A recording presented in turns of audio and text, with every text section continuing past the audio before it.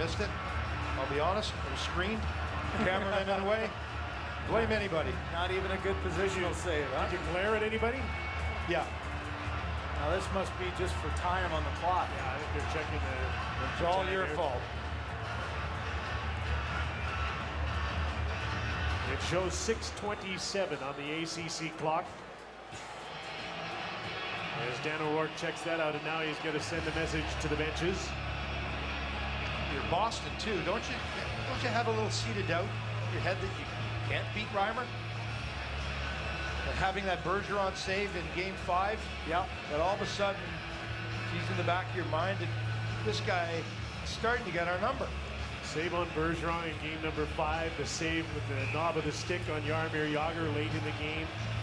And then Bergeron got robbed again by diving Reimer in the second period of this one.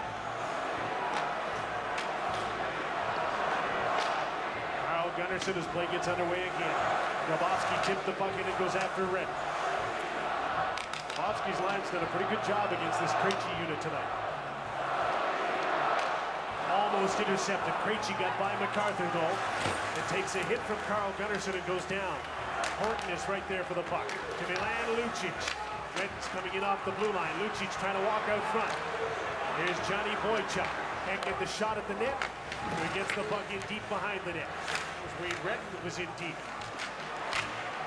Chopped back to the line. That's Lucic there, and he can't control the puck, and he's got to regroup at center ice. Turns away from Nikolai Kulemin. Poke check by Grabowski. Kulemin with MacArthur. Puck MacArthur on the fly. Can't cut to the net against Seidenberg. Wanted a repeat of his goal in game number 5. Seidenberg pushes the puck ahead. Brad Marchand to center. Gets by Cody Franson. Spins away from Nazem Kadri, but then lost the puck. Jake Gardner. All sorts of time and room up the boards to Joffrey Lupul. Fratton is with him 2-on-2. He barges across the blue line against Seidenberg, and the Bruins come back. Here's Marchand. Takes a shot wide of the net. Kadri's back for the puck, played it away from Bergeron. Joffrey Lupul up the middle, gave the puck away. Brad Marchand kept it in. Seidenberg, side of the net, intercepted by Cody Franson. A perfect read. Now he skates to center. And wisely just dumps the puck in and heads for the bench. 4:40 left in the third. The Maple Leafs with a 2-goal lead. Can they hang on and send this to Boston tomorrow night? Here's Jaromir Jagr. Peverly stopped by Reimer. Peverly again. Wade Redden holds the puck. It tipped right in front and knocked away by John Michael Lyles. Kessel with a chip and chase. 2-on-1. Phil Kessel stopped by Rask. That would have put it away. Here's James Van Riemsdyk. Leaves the puck for Kessel. As Colburn in the slot. To the front of the net. Rask stopped that very calmly. Keeps the play going. Now out to center, Jaromir Jagr, very slowly. Moves away from Kulemin. Passes off to Chris Kelly, who dumps the puck in. Joel Colburn is back. First National Hockey League playoff game and still playing with the lead in the middle of the third period. Turned the puck over at center ice. Gregory Campbell with Paille and Thornton. Little back pass. Look, knocked that away, but it took a crazy bounce into the corner. Up the board, Seidenberg pinches, and he couldn't hold the puck in. Knocked out by Mikhail Grabowski. Back in comes Thornton to Gregory Campbell to Paille, and he's stopped by Reimer. Maybe one pass too many, but Reimer got across and made another good save.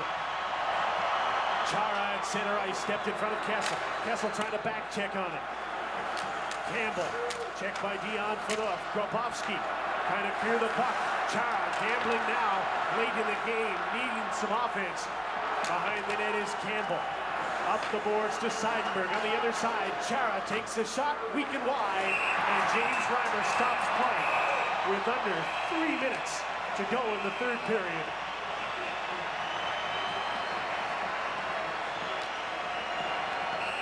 And as this breaks up, we'll step out. James Reimer with 26 saves. Here's the latest on Dan Paille on Hockey Night in Canada.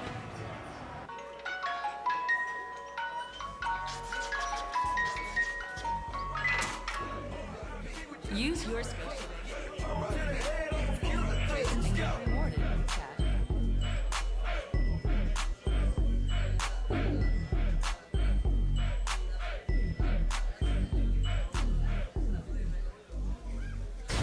You're listening to the best of the All Out Show with Rude Jude and Lord Sim. Hey, Shake 45, we are back. It is the All Out Show. Rude Jude's in L.A., Lord Says in New York. Special guest to Lib Kweli in the house. What up? In the house. Welcome to the show. What up? What up, Jude? How you doing, man? What up, Sid? This is my first time on this show, man. It was the very, very first time. It was at the Shady National Convention, and I ran up on you. And this was before I knew like how to do interviews and shit. And I'm like, Kweli, what you think about these bitch motherfuckers rapping right now? And you was What like, I said? you were like, people just trying to get their money. Like you was real, like you did not give me the answer that I wanted. That sound like me, like, man. fuck. Well, I gotta say, I mean, I listen to y'all often, man. Y'all one of my favorite shows to listen to, man. It's very, and it's one of the only shows I listen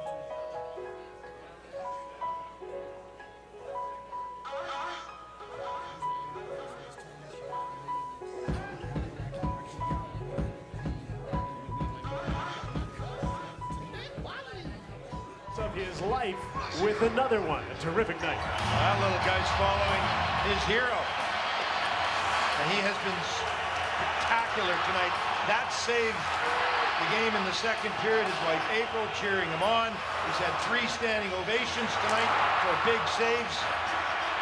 Sister Christy as well, one of his biggest supporters. And Reimer has been the story tonight, the story in Game 5. And can he be the story in Game 7? Mike Palmatier was the story in a Game 7 years back against the New York Islanders. Put him on the map here in Toronto.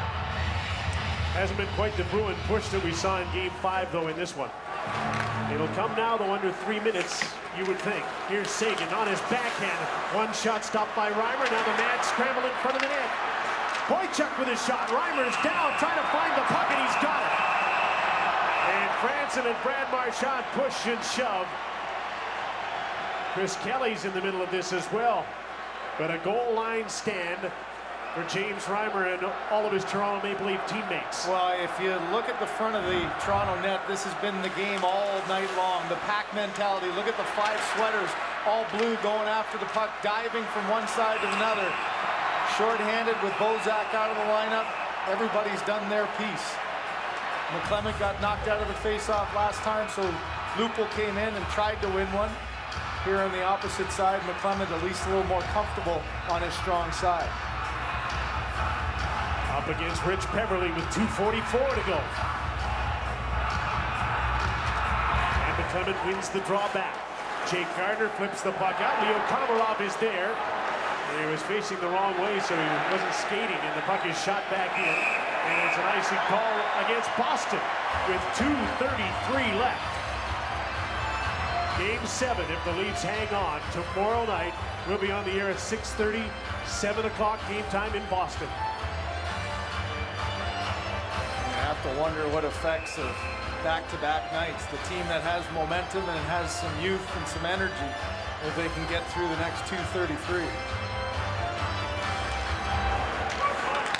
Won this draw in his own zone.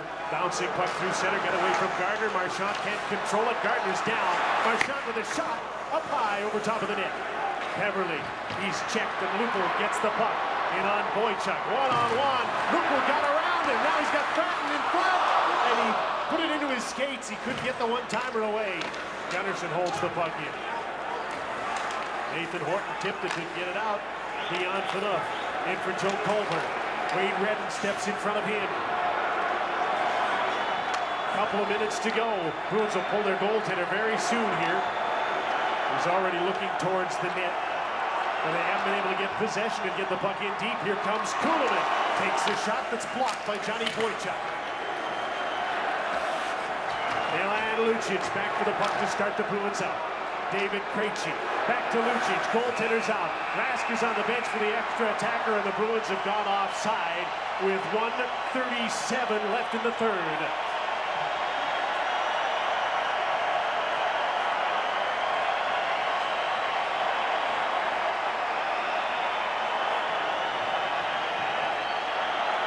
The building seemed in paralysis early in the evening. Not much happening on either side. Not many shots. Nobody taking any chances. But Dion Phaneuf with his first playoff goal and Phil Kessel with his third in the third period have given them something to rise up and cheer about.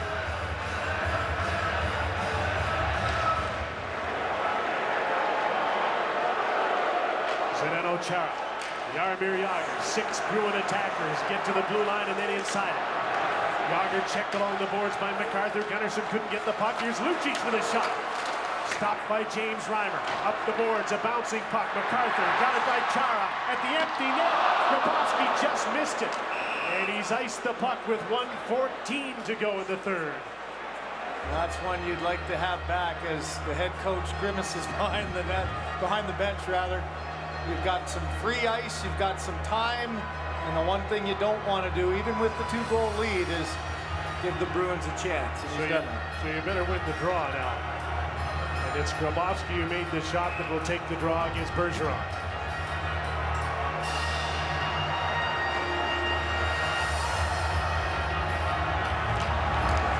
To the boards and Jaromir Jagr. The Bruins have possession. Side of the net. Milan Lucic right out front. Krejci couldn't shoot. He was handcuffed. Krejci again. Horton's trying to get open. From the line. Bergeron to Chara. His shot.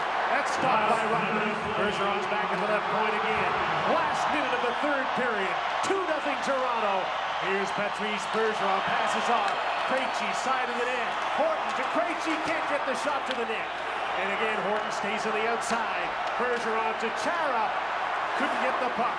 It's up for grabs, up the boards. Clark MacArthur gets a hold of it. Can't get it out. Chara. Bergeron shoots. That's blocked by Dion Phaneuf. Bouncing puck. Grabowski to the boards. Kuhlman couldn't get the puck out. Krejci again to Zdeno Chara. Jagr to the front of the net. They score. Tipped in by Milan Lucic. With 25 seconds to go in the third period, and there is still hope for the Bruins, but they'll have to score again quickly. This is a long skate to the bench for number 84. Mikhail Grabowski's played a hard-fought game, done a lot of good things, but that's just a critical mistake that ends up in the back of your net. The pressure continued on, good support in front of the net, blocked shots. 2 chances to get the puck out, but with a bouncing puck, you know the Bruins are just going to throw everything to the net, and Lucic comes from behind. There's that extra man. The extra body as Lucic gets an excellent pass through the seam by Jaromir Jagr. Well, the one mistake where Grabowski went for the empty net, that leads to an icing. That leads to not getting a line on. Had enough gas in the tank to finish this thing off. So Lucic has his first of the playoffs after getting a half a dozen assists, and again it's the Krejci line that scores. But now the critical element is time, and there's a timeout on the ice with 25.5 seconds left in the third period. And that's why you remember earlier when that puck went out, Claude Julien wanted to know how much time went off the clock. It doesn't seem like much in the middle of the period, but it sure does now with 25.5 left. So that is double checked by Dan O'Rourke while the timeout is called.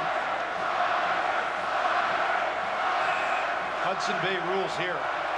Hack, whack, do whatever you have to do. Trip. Lucic is headed for the net again. Bergeron's in the middle. David Krejci on the ice, and of course Zdeno Chara. And the goaltender stays on the bench for the face-off at center. Here come the Bruins. Nathan Horton dumps the puck in. Gunnarsson's the first man back. Just trying to stop the play along the boards. Phaneuf is right there as well. 4 Bruins in below the goal line, and they come up with a puck. There's the pass back to Zdeno Chara into the middle. Bergeron shot. Blocked by Kuhlman, and off he goes with an empty net. All he does is get the puck deep, and that'll do it. The Leafs are going to win the game.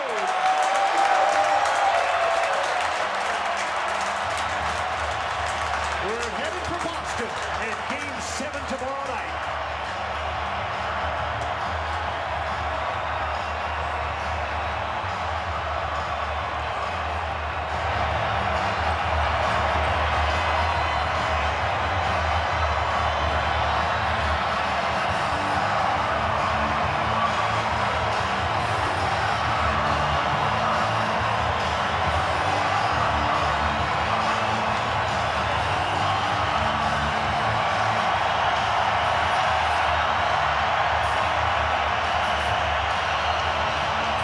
The Leafs salute their fans, and their fans stay and salute the Leafs. Down 3-1 in the series. They have their first playoff home win, and they're headed for Boston at a big Game 7. And it's the details. You do whatever you can to contribute. Kuhlman hasn't been able to score, but none bigger a block than that one, and he kills off the rest of the time as the Bruins go back frustrated. Another 29-save heroic performance by James Reimer in a 2-1 Toronto win. It's off to Boston, Ron. Thanks a lot, Jim, Craig, Glenn. Thriller for sure at Air Canada Centre, and it'll be a Monday evening in Massachusetts. Quite a Mother's Day show tonight by the Toronto Maple Leafs. 2-1 the final score. Crown Royal 3 stars. James Reimer again. Phil Kessel's the game-winning goal, and Dion Phaneuf. What redemption for the captain of the Maple Leafs. Donales Cherry and a reaction from ACC and Maple Leaf Square on Hockey Night in Canada. The Stanley Cup playoffs coming up. The Chevrolet Silverado has never been afraid of a long day's work. And with proven V8 power, it can handle whatever that day throws at it. Or take the Silverado HD. It's the winner of the 2013 Canadian Truck King Challenge. No fear, no problem. And right now, during the Miles Plus event, earn Air Miles Reward Miles. Plus, get up to $9,500 in cash credits. The 2013 Chevrolet Silverado. Unfortunately, you can't play this audio packs.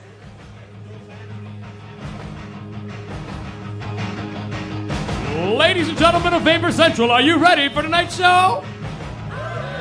Ladies and gentlemen, are you ready for tonight's show? Then please give it up for your host, Mr. Mike Rita!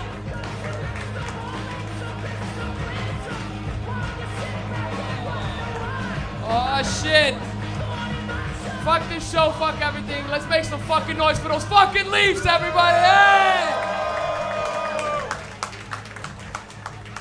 That's it, boys. Wouldn't it be great if we beat Boston now at home? Woo!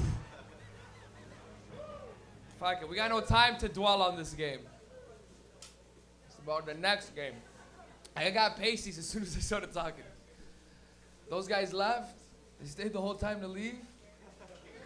We're fucking jerks. You jerks. Now we gotta sell these seats like it's fucking Storage Wars or some shit. You already sold. Who'd you sell them to? Jeez. You'll find out soon. I'll find. Fuck whoever sits here. No, I'm just kidding. That's me.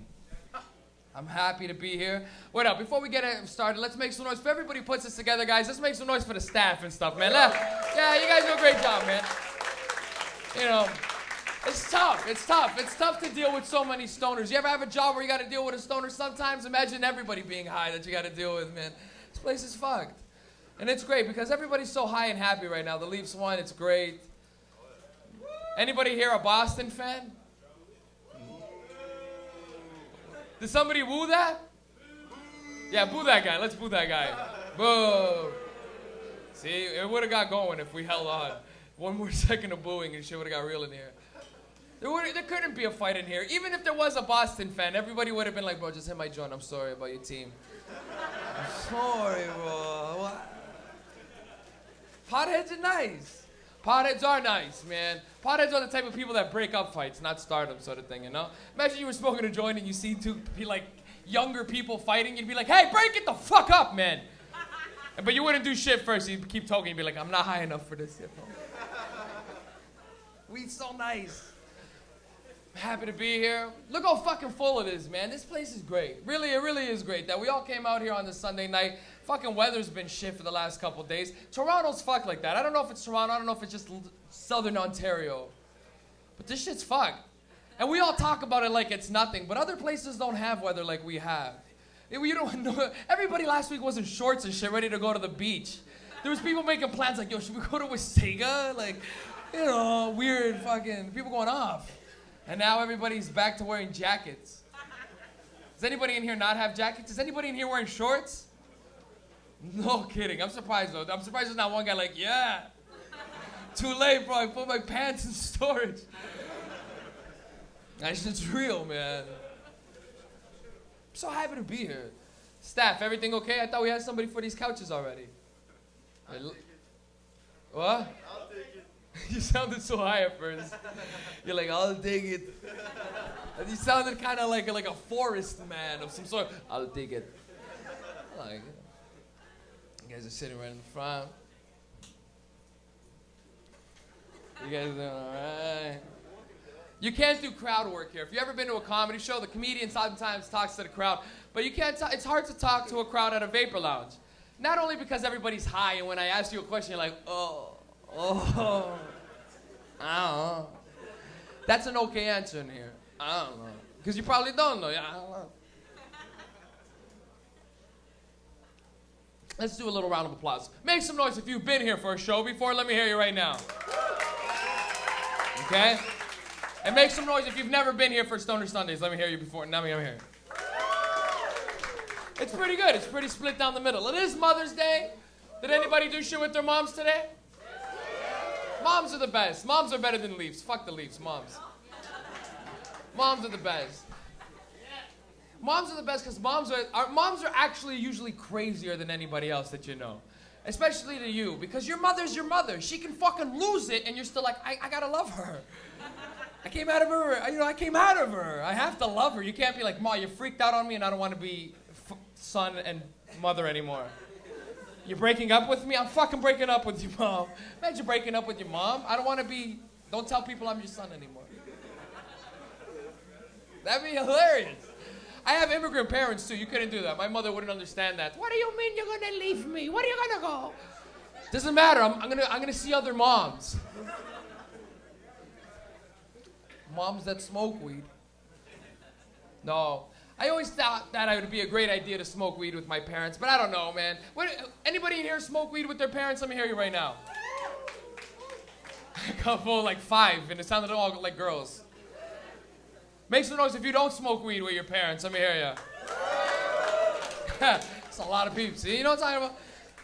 And it's great. The idea of smoking weed with your parents is fun. Because what do you picture? You just picture your parents getting all fucked up, and you just going, oh, look, they're fucked. But that's not, you know. You gotta want more than that. I can't wait. I wish I could get my parents high. I wish I could get my mom high, especially the little Portuguese lady, just to see what would happen, you know. And I don't want her to smoke weed either, because she's never smoked, so she'd start coughing and dying and shit. You know, she'd take a token and she'd be, I'm fucking dying, Maya. Put your hands up. Why? Hey. Hey, why so many people talk? You know why they're talking? It's the beginning of the show. Of course they're talking. They're not high yet, you know? They're just sitting there like, yo, yeah, and stuff. Why would you talk? What are you guys talking about? What were they talking about? Anybody want to tell me what you guys are talking about? Could it be something important? Nothing important? How do you know? What if it was business plans to change the world? 2 stoners over there going, you know what? If you were to add that chemical, it could probably destroy cancer. And then somebody's like, shh, and they're like, we'll talk about it after. And then they'll never talk about it again because they're high and they'll forget all about it.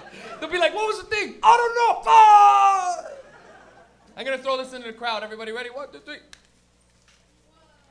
Hey, I hit a guy that was sleeping.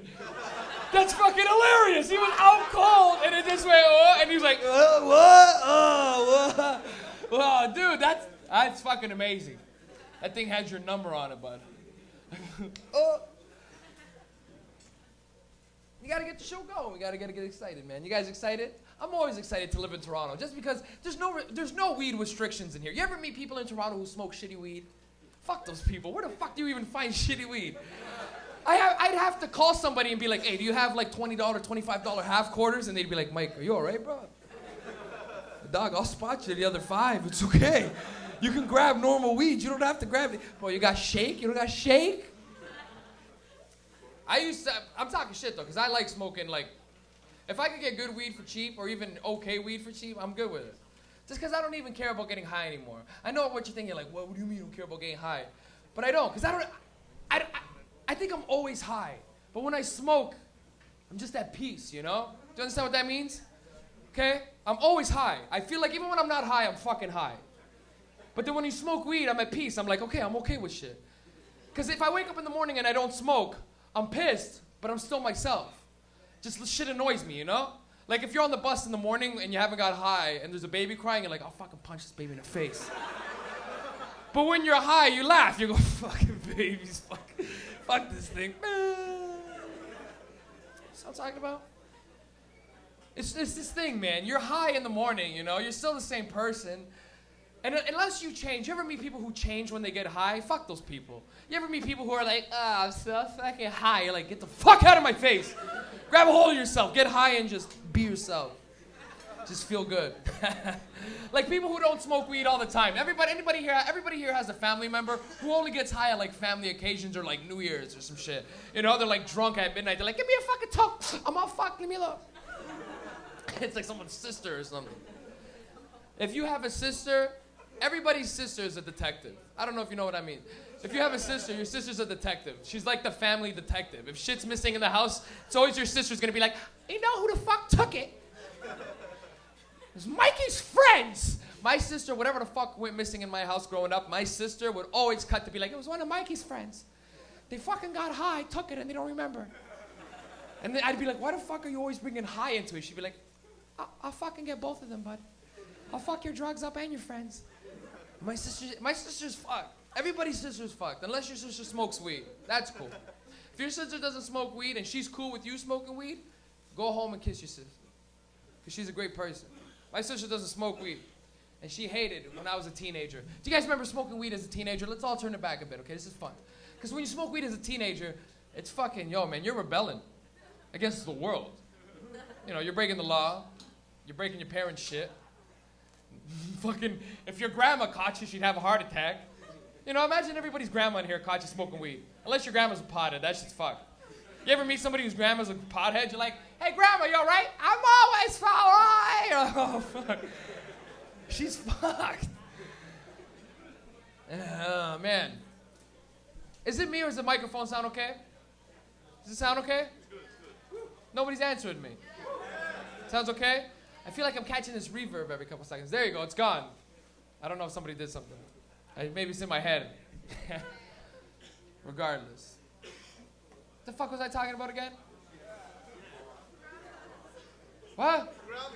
Grandma. That was grandma. Whose grandma? My grandma.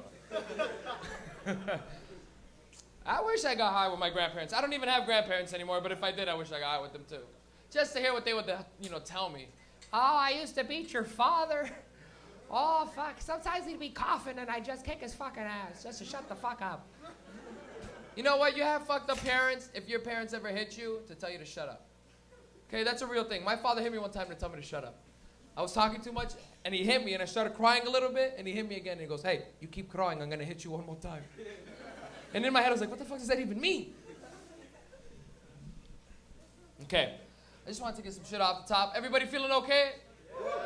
Since it is Mother's Day, after this, I came up, I talked a bit, and I'm gonna just do mother jokes in between not every comic, but in between the comics. No more jokes, just mom shit. We're gonna cut to it all night, but we're gonna start off the show with a bang. Okay, Rez, are you in here? Yeah. Okay, I was just making sure I can't see, you know? Fucking lights. But we got a comic all the way from fucking Sweden, guys. His first time in Toronto and his first time performing at Vape Lounge. We're gonna open up the show for you guys. You guys ready to bring him up? Make some noise, everybody, for Reza Shock, everybody. Make some noise.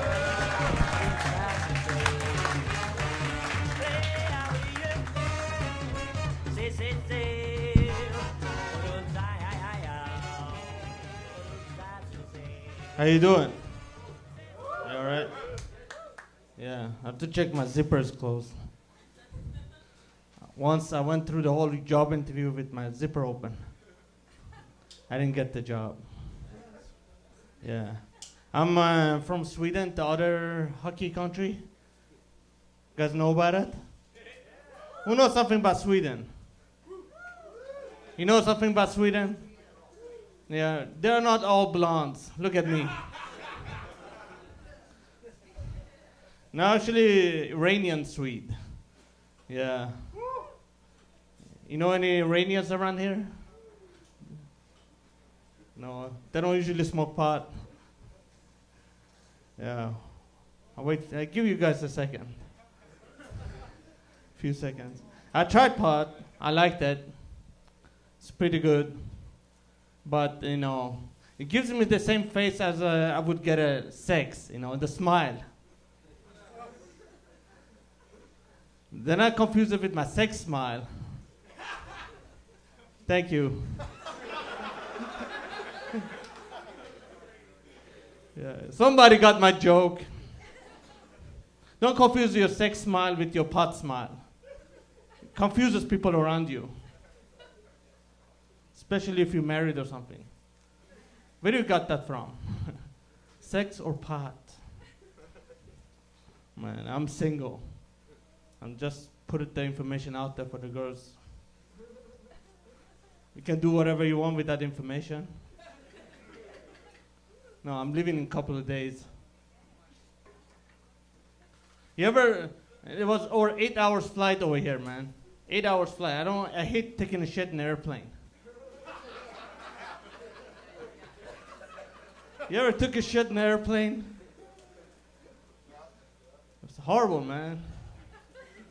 But I don't do that anymore. I wait till I land. You know? Then I have like 3 days poop inside of me. Yeah.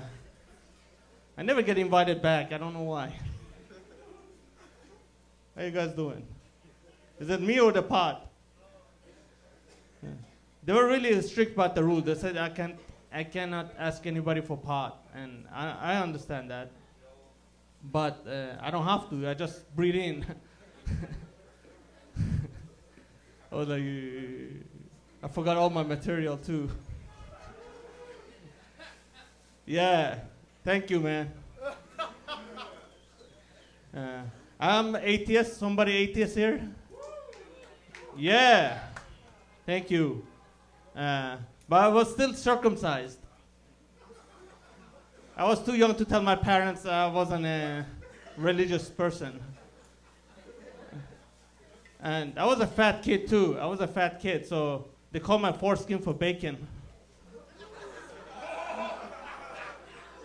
Thanks. I got a few laughs. Yeah. So, somebody is circumcised here? No, it's horrible, man. Your penis doesn't have that turtleneck anymore.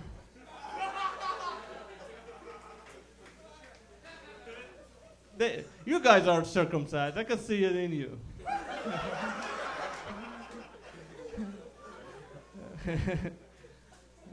Right? It's all right. You don't have to be embarrassed, man. I have an Arab friend. He never ever acknowledged or admitted to that he has masturbated. Come on, man. How can you go through life without masturbating? It's the first thing you see in yourself. Your dick. At least me. I don't know about you guys. Yeah, I was about 8 years old when they circumcised me, so I remember everything. And I woke up in the middle of anesthesia. Yeah, I wake up in the middle of surgery. Well, surgery took like 5 seconds. But anyways, I woke up, like I saw the blood and the confusion in me, and I'm like, no, I don't care. I'm never afraid of anything anymore. When you go through that, wake you up in the middle of surgery, you become like Clint Eastwood in your life. Whenever I'm gonna beat you up,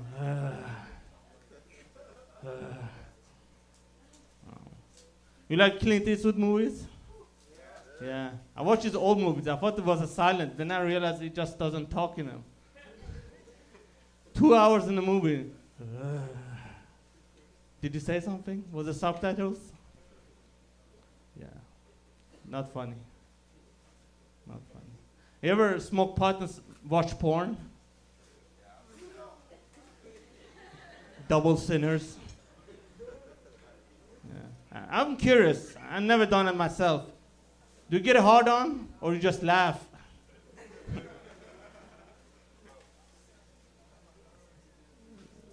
I expect the answer. You laugh? You jerk off? What color is your cum then? No. It's bad. Man. So I love it in Canada. I love it here. It's beautiful. It's green. It's like Sweden. But we have more moose. You know moose? the animal, not the hair gel. Yeah. People say I look like Kramer, do I? You want to see impersonation of Kramer? Whoa.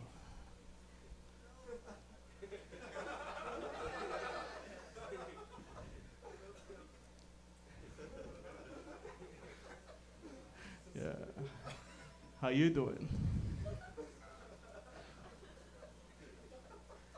No. People tell me that you're like Kramer, and unintentionally, you know. So I have to watch out not to be so much like him, because I do have a job and stuff. Hey, man, how you doing? You Asian? Just a wild guess. I had an Asian girlfriend. My problem was that I couldn't see when she rolled her eyes on me.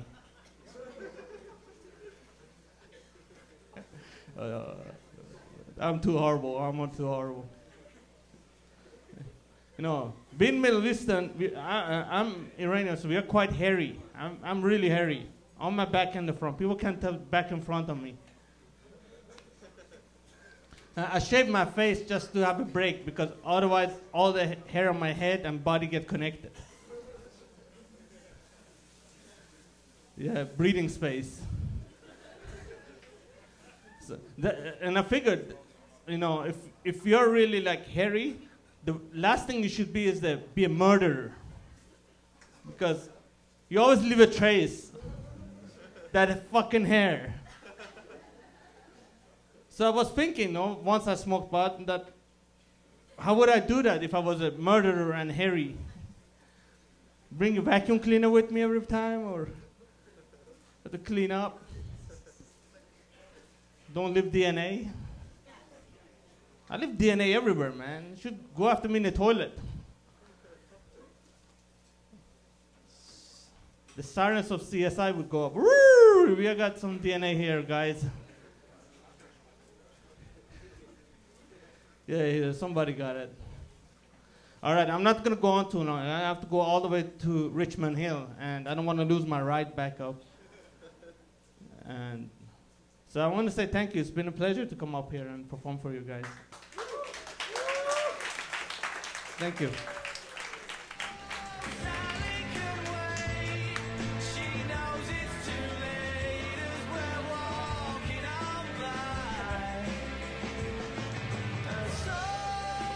Give it up for Reza Shock, everybody. Let him hear it, man. All the way from Sweden. What was he going to say? We have a very cool comic coming up next after Rez right now. This guy has been doing my show a lot lately, and I really like having him on my show. I think he's got a lot of fun things when he does stand-up, and I like to watch him, and I like the way the audience reacts when they watch him, too. So I'm going to have him come up next for you guys. Very cool cat coming up in the scene and killing it all over. Give it up, everybody, for Kamar. Everybody, make some noise. Let him hear it.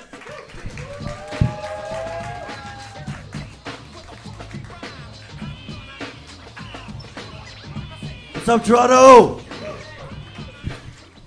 Man, you guys take your fucking pot seriously down here, eh? Give it up for Mike Rita, everyone. Fucking champion. I just want to address teachers, parole officers, ex-girlfriends, current girlfriends, all the people who told me I'd never be anything. Look at me now. I'm up here, Vapor Central, man. Just want to say to all of them, touche. Hit the head right on the nail there. So my name is Kamar. I'm Moroccan Scottish. My dad was Moroccan, my mom was Scottish. Basically that makes me Portuguese. Should have been gay when I was in high school. All I did was hang around dudes and play video games. We could have played for blowjobs. Would give a whole new meaning to finish him. God knows I blew on enough controllers. You guys don't have to do that anymore with the DVDs, eh? Blow on the cartridges and shit. Back in the day. I want to thank God for this opportunity to perform in front of you guys. I'd also like to thank God for my bigger than average penis. One thing I don't want to thank God for is languages. Whenever I hear two people speak a different language around me, I always think they're talking shit about me. Not insecure. I'm racist. The average person on the planet Earth is a 28-year-old Chinese man. There's more 28-year-old Chinese men than any other person on planet Earth. That makes an average person. That makes my penis bigger than average. In North America, men compensate for a small penis by driving a big car. Bigger the car, smaller the penis. I didn't have my license. You know what I'm talking about? I ride the bus. And I got a big dick. It's weird though. It's all head, no shaft, wide like a roll of duct tape. Got down here on the bus though, that's just depressing, eh? The wheels on the bus go round and round. Self-esteem on the bus goes down and down. You know why the bus is so depressing? It's the ads on the bus. Never too late to go back to school. Suicide hotline. Comedy clubs.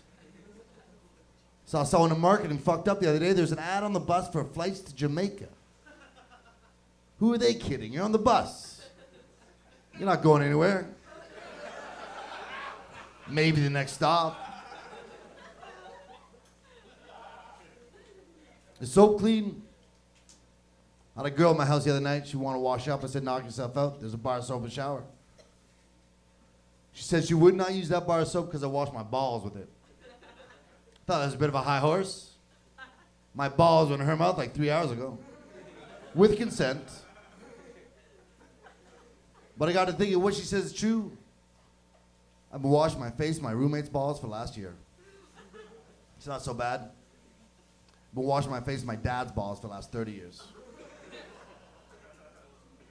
Shit.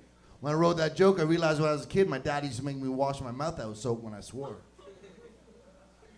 Fucking bastard. Wasn't always in comedy. Was in the real estate game. Owned some property. Took some chances. Even did some time. Monopoly's a hell of a game. Hell of a game. Did anyone see the director's cut of Castaway? Tom Hanks, director's cut? Just saw the director's cut of Castaway. It's basically the same movie, there's just an extra 15 minutes of Tom Hanks fucking a volleyball. Man, that guy can act. It's fucked up, I'm looking for a job. Don't have a job right now, so to make ends meet, I'm doing gay porn. Whatever. I'm from Ottawa. I'm in Toronto now. Who's ever gonna see it? Even so comes out and he says, hey man, you do gay porn. We're like, hey man, you watch gay porn. Let's not judge. Only thing is, I haven't got paid yet, and they don't use cameras.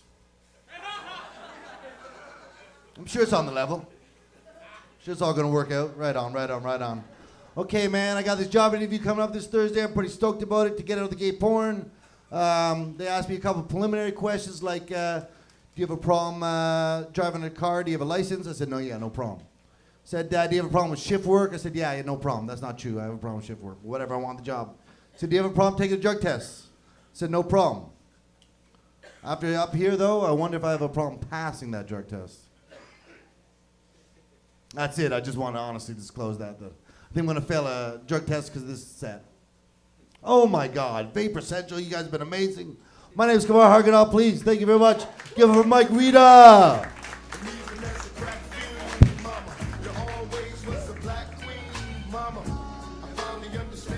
Give it up for Kamar one more time, everybody. Okay.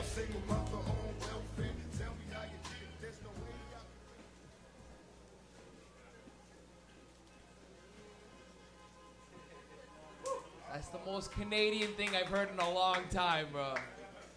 That's fucking sick. Those guys are losing it. I'm gonna tell. It's like a movie.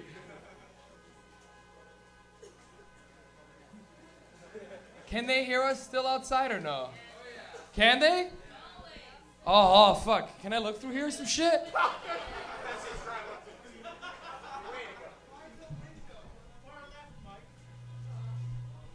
Go, Leafs, go! Go, Leafs, go! Go! This is a speaker yelling, go, Leafs, go. They don't know where it's coming from. Go, Leafs. This one lady walking by scared. Go, Leafs, go! Watch out, lady! It's a voice! It's a voice and I'm chasing you!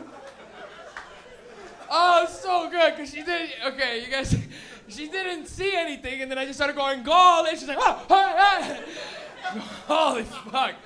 Poor lady. On Mother's Day, too. I should have wished her happy Mother's Day. She's not going to hear me. Oh, that was too good. Poor lady. It's okay. I wish I could bring my mom to a vapor lounge and blow her fucking mind. She wouldn't believe. She'd be like, oh, my God. There's 200 people just like you. Fucking nothing to do on a Sunday night. Go get high and watch your fucking jokes. I love it because my mother is the best, okay? Because she has moved to Canada since she was like 20 years old when she moved to Canada, okay? A little Portuguese immigrant lady. She's 50 now. She's lived longer in Canada than she did back home, and she still can't speak English as good as she can speak Portuguese. I don't understand how that works. You think eventually you'd be like, hello, my name is Maria Rita. Like, she'd get it, but she doesn't. She's always like, hello, my name is Maria Rita. She's great. And I love her because she grew up on Lansdowne and Bloor. Anybody here ever been to Lansdowne and Bloor? Lansdowne and Bloor is nice for like 5 minutes. And then you gotta get the fuck out. Just, you know what the big giveaway you live in a shitty area is? It's coffee times, okay? You ever been in a coffee time? You ever have somebody dare you to go in a coffee time? Like after a club or something, someone's like, yo, I gotta take a piss. You're like, I dare you to go to that coffee time, bro. It's fucked. Why? Just walk in, the lady doesn't even say anything. She just points at the washroom. How do you know? It's 2 in the morning. Everybody shit. Nobody buy coffee. And it's amazing, okay? Because growing up in that area, it made my mother gangster. It made my mother really tough. My mother's a little tough Portuguese lady, okay? Like, I can only imagine if she's seen us stabbing at Lansdowne and Bloor nowadays, she'd be like, oh my God. Oh my God, look. They forget his wallet. Oh my God. Why are they gonna stab the guy and not take his money? I don't know. She's amazing, man. And and you have to understand, every immigrant lady you know is very nice on the outside, but they're fucking insane on the inside. Every immigrant lady you know will see someone they go up and they'll be like, Maria, Maria, oh my God, a long time no see. Come inside my house, come. And then as soon as that lady leaves, she'll be like, I hate that fucking lady. So why'd you invite her inside? You gotta be nice. That's not nice. She doesn't know that. Your mother, you know, everybody's Portuguese, especially if your mother is like a Mediterranean, like Portuguese, Spanish. That shit's fucked. I can only imagine what a Russian mom is, but I don't even want to go, you know? Imagine a Russian mom. What are you doing? Like, okay, and because where I grew up, there was a lot of crackheads, okay? And when my mother found out that, you know, I was smoking drugs, immigrant women don't have levels of drugs, okay? Make some noise if you have immigrant parents. Let me hear you right now. Make some noise if you have white parents. Let me hear you right now. The white kids never sound as happy. I don't know why. They're always like, ah, fuck, give me some bread. Now, it's because white parents know. When white parents catch you smoking weed, they know what the fuck it is. They're like, oh, you smoking dope? Are you goddamn serious? Jesus Christ, I'm gonna imagine when your nam finds out. Jesus Christ. Seriously? Are you goddamn? Well, don't let your father catch you. Just smoking in the backyard, you fucking loser. And when my mom, because I grew up on Lansdowne and Bloor, found out that I was smoking weed, it blew her little fucking Portuguese mind. In her head, it was like a crack. She was like, Mike, are you smoking drugs? I was like, yeah, why? You're gonna walk like that? No, it's not the same kind of thing. It's a whole different drug. Even one time I remember I seen a crackhead do the funniest thing I've ever seen a crackhead do with my mother, okay? Her and I were standing at a bus stop and we seen a crackhead move across the street and he didn't even move his legs, okay? He was just vibrating, just straight vibrating, like a fucking cell phone on a table, you know? And you just watch it. And I remember I looked at my mom and go, Mom, how the fuck's he doing that? My mom didn't know. She goes, he not like Jesus. And I remember thinking, what the fuck is she talking about? And she'd always do that. Even when I got older, if you have immigrant parents and they're religious, they will use religion against you to break you down. If you come home high, though, I remember my mom used to come home high, and she would know right away. She'd go, look, Mikey, look at your eyes. You can't even see me. Open your fucking eyes. And you ever been so high and try to open your eyes, but all that happens is like the top opens, but this part stays the same? What, are you cheering that? Regardless, I love her because she always used to get mad and she'd go, look at your eyes. Never come home like this. I no like and God no like. And I'd go, relax, God loves weed. And I remember her always going, what do you mean God loves weed? Shut up, what do you mean? And I go, think about it, Ma. God made plants. Yeah, weed is a plant. Yeah, God made weed. No. It's not like that. Then what is it, Ma? Mikey. What? Fuck you. Okay, fuck you, Mikey. Because that's all it is to her, okay? When you tell an immigrant lady who believes in God that if God made plants, yeah, weed is a plant. Yeah. God made weed. In her head, she's like, no, that's not how the math works. God do not make drugs. But God do make drugs. In her world. I'm atheist. I can't tell my mother that I'm an atheist. When my mother asks me, you go to church? Sometimes I'm like, yeah, I go to church. Literally, you know what I mean by I go to church? You ever tune on to like Global at like Saturday morning? It's like 7 in the morning, and there's that one guy's like, hello and welcome to the Church of God. And they're like, an explosion, papa! And you're like, this guy's so fucking... I give it 5 minutes. I'm just so high. If you try to ever listen to TV people talk about religion, it's fucked. They just make God sound like this weird guy that you'd love to meet. You're like, hey, you know what God said to me?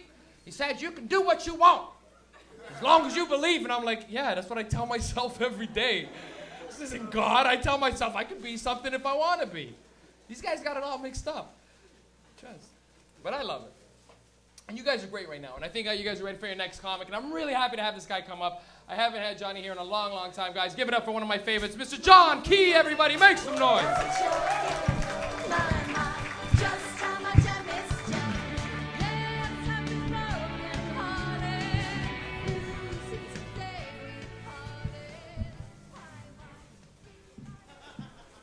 Did they just bring me up to fucking ABBA? Is that what they brought me up to stage with? With fucking ABBA? You fucking... Thank you, 8 Mile, much better, thank you.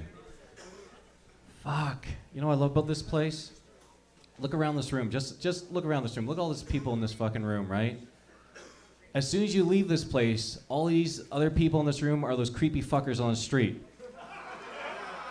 You know, here we're all together, we're a team, we're like, yeah, we're here, we're all on the same team, we're all facing this Asian guy.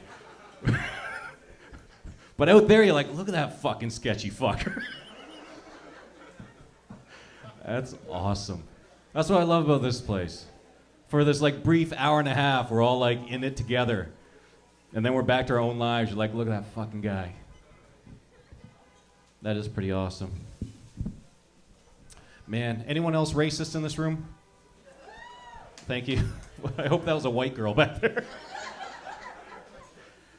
I'm finding I'm racist. I don't like being racist. I'm racist though.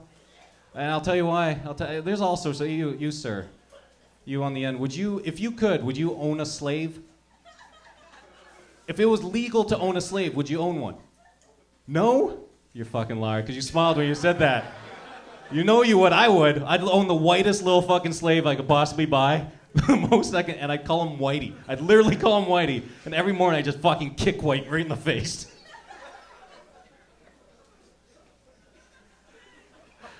Oh, that's what I do with my slave.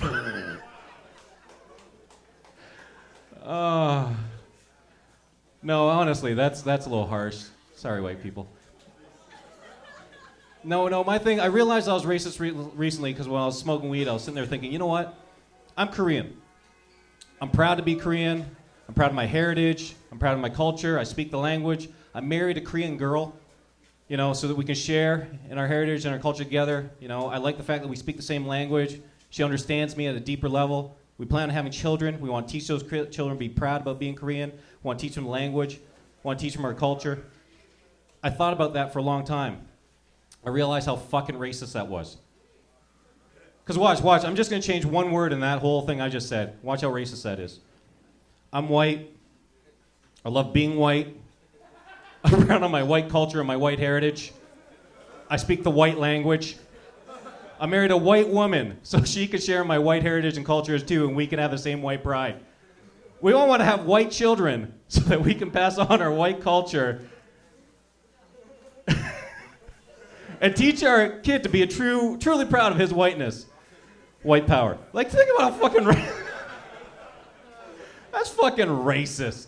I'm racist. It's a problem. I know it. I got this problem being racist. I also got some weird fucking fears. Anybody got any strange fears here? Anyone got some weird fears? One time a girl told me she was afraid of paper cuts to the eyeball. I wasn't afraid of that until I heard that. I'm like, holy fuck, me too now. Fuck.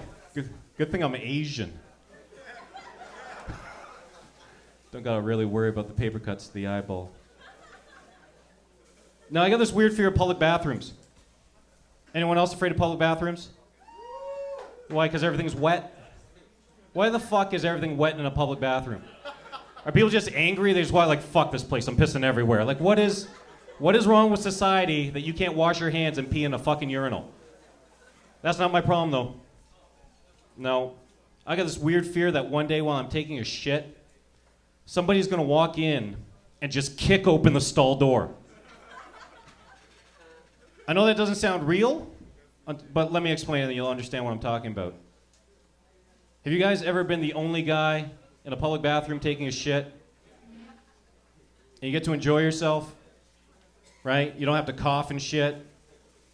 You don't have to flush and shit some more, right? You don't have to wait till someone hits the hairdryer so you can shit. You get to just sit and enjoy your shit, right? And you have it where you're sitting there shitting and then some guy walks in, you get all nervous, and your asshole just clenches up. Right, and that piece of shit you've been working on for like 6 minutes just breaks in half, and you're like, fuck! Why? Why do you get so nervous? Why do you get nervous when that guy, you know why? Because never in your life were you that vulnerable. Think about how vulnerable you are. What if he kicks the door open? Then you gotta fight him. With your dick out and his shitty ass. That's not good for anybody, right? You know, falling to the ground, rolling around. Just looks like you're trying to rape a guy in a bathroom. It's not good for anybody. How you doing? Is this girl with you tonight? That's your cousin's girlfriend. Where'd your cousin go? Can you call dibs while he's gone? Does that work? I don't know. I haven't been single in a long time. Anyone else? Fuck. Anyone else get tired of beating off to porn on the internet? Anyone sick of this shit yet? Anyone reach that point where you're fucking beating off for 2 hours? You're like, maybe I should eat something. Has anyone reached that point of masturbation when you're like, this isn't good? And you've blown through your fucking, like, your go-to material. You know that go-to shit that you hide in that one folder? You're like, this is stuff that gets me off every time. And you wait. You don't want to use that shit up all the time either. So you kind of wait to use it. You search the internet for a while. You're looking for clips. You're like, no, it's not doing it. I got to go back to her. I got to go back to Cindy, right? And you go back to Cindy, but then you go back too many times. You go to that well one too many times. You beat off too much. You're like, fuck, Cindy doesn't work anymore. Then you got to find a new Cindy. And then it gets to the point where you're like, fuck, I don't even know what gets me off anymore. I was at that point one time. I was just beating off. And just one of those commercials, I just saw some woman folding laundry, you know, for a Tide commercial. I started fucking coming. I'm like, holy shit, what the fuck? So I just started going with it. I'm like, oh, yeah. Oh, you're so domesticated. Oh. Oh, man. You know what? Life's pretty fucked up. It's pretty fucked up. We're alone. We die. But it's pretty, there's some fun stuff that goes on in between. Like this here.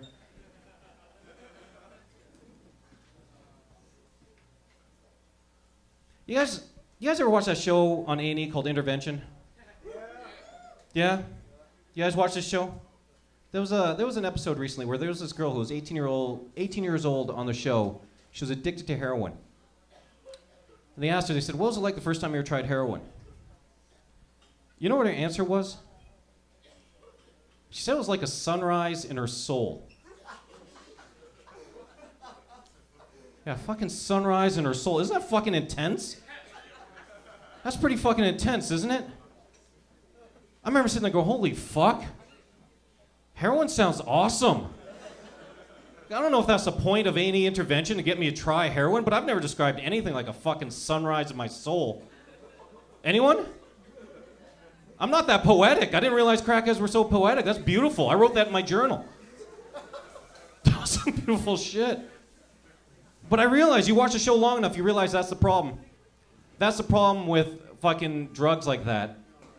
It's a common theme amongst all the interventions. You see these people that something tragic happens, life kicks the fucking shit out of these guys for a while, and then they turn to something like heroin that crams as much happiness as you can in the quickest amount of time. A fucking sunrise in your soul. That's fucking intense. I realize that I can't do that in my life. I can't turn to that shit when you get sad and you get in that spiral and you're like, you can't turn to shit like that. You gotta do little things that make you happy. You gotta smoke with Jay, come out and see a comedy show. These are the things you gotta do. You gotta still function, you gotta still be part of society. I decided to start doing the robot more often. Just for no fucking reason.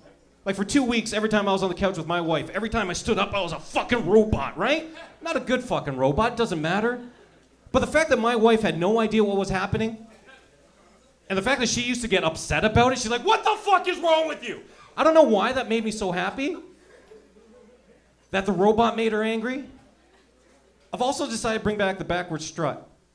You guys remember the backward strut? You guys remember Brutus the Bar Beefcake WWF wrestling back in the day? He used to put people in a sleeper hold, they pass out, he shaved their head, and they just strut away from him like this. I challenge each and every one of you one day this week. Backward strut for no fucking reason. Just fucking do it. Just be at school, hand a report to your prof, and just strut away from your prof. While you strut, don't break fucking eye contact either.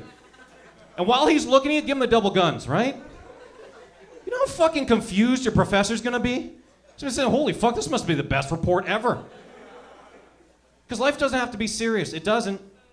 If people tell you your life needs to be serious, tell them to go fuck themselves.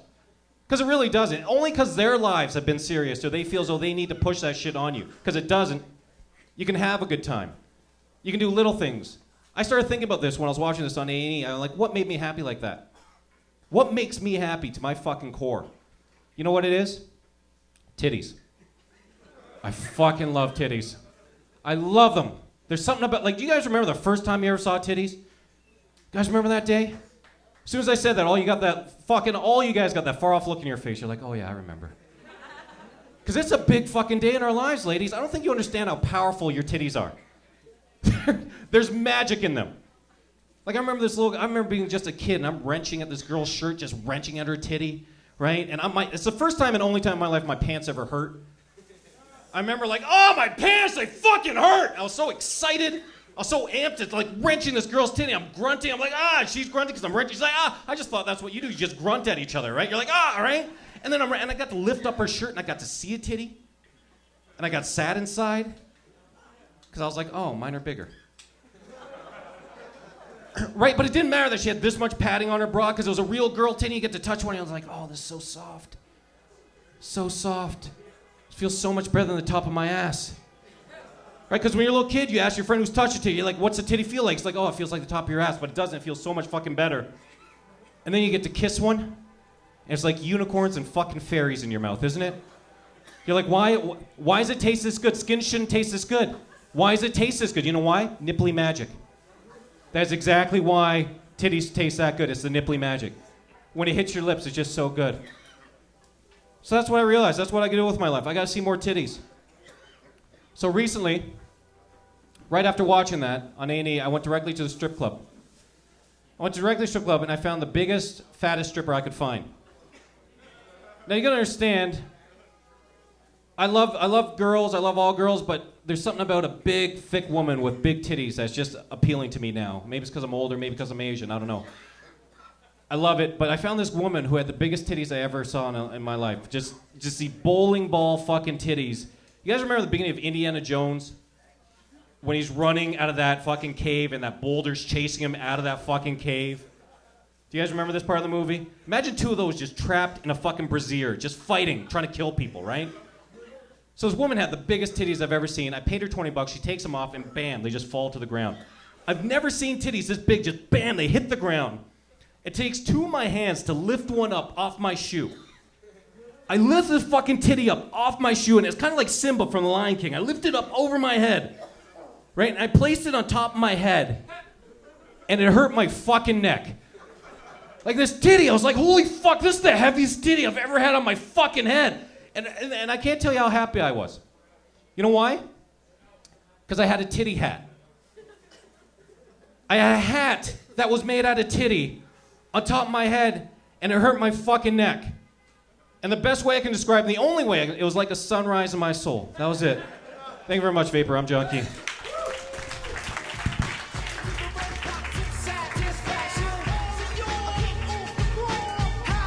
Key, everybody, make some noise! Very nice, Johnny, thank you. Okay, we're gonna keep the show rolling. Your next comic is the creator of the Superstars of Comedy show. He's a fantastic comic, and I like to watch him all the time. Give it up, everybody, for Mr. Pat McDonald. Everybody, make some noise.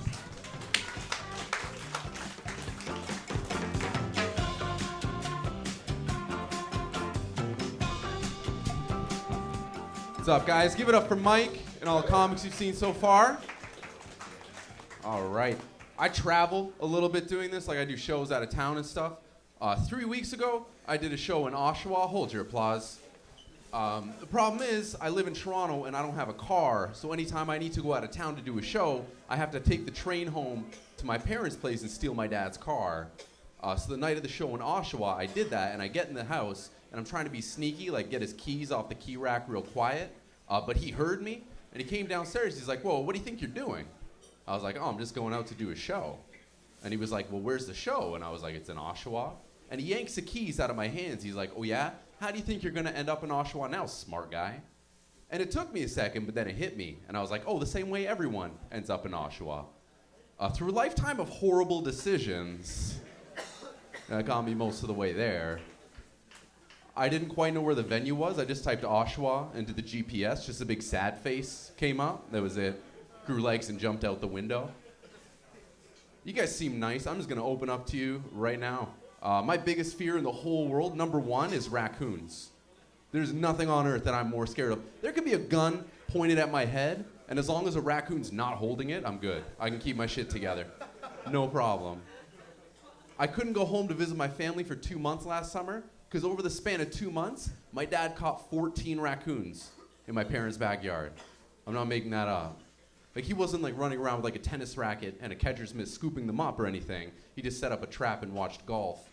But he knows how scared I am of raccoons, so he would call me with updates and stuff just to scare the shit out of me and make me cry. The last one he caught, number 14, my phone goes off and I'm like, home, okay. I'm like, hello. And after I answer, I'm like, hello? And he's like, I think this one's pregnant. That was it. No hello. It was just, so I responded with, and hung up. And he called me back half an hour later. He's like, well, you're never going to see this one again. It's gone for good. Now, before I get to that, I have to tell you, I've studied my enemy. I know what raccoons can and can't do. I know that raccoons can track up to 20 miles from their home. You drop a raccoon off 19 miles from its home, it's going to find its way back. So when my dad was like, this raccoon's not coming back, I'm like, okay, why? And he's like, because I took it down by the lake. The lake 2 miles from my parents' house, that's it. So I explained the 20-mile thing to my dad. He's like, it doesn't matter. You'll never see this raccoon again. I was like, did you fucking drown it? What's wrong with you? He was like, no, here's what happened. As I was dropping it off, I took a lot of twists and turns. That was it. He just thought he confused the raccoon. Like it was sitting there in the front seat, which is where he puts them, which is weird. That's where my mom sits. Raccoon should go in the trunk. That was the weirdest thing. But he thought this raccoon was sitting in the front seat with like an adorable pen and paper and was just like a left on Maple Street? Okay, it'll be fine. That's not even how it works, right? Raccoons track by scent. So my dad would have had a lot better chance of confusing this thing if he just farted the whole time he was dropping it off.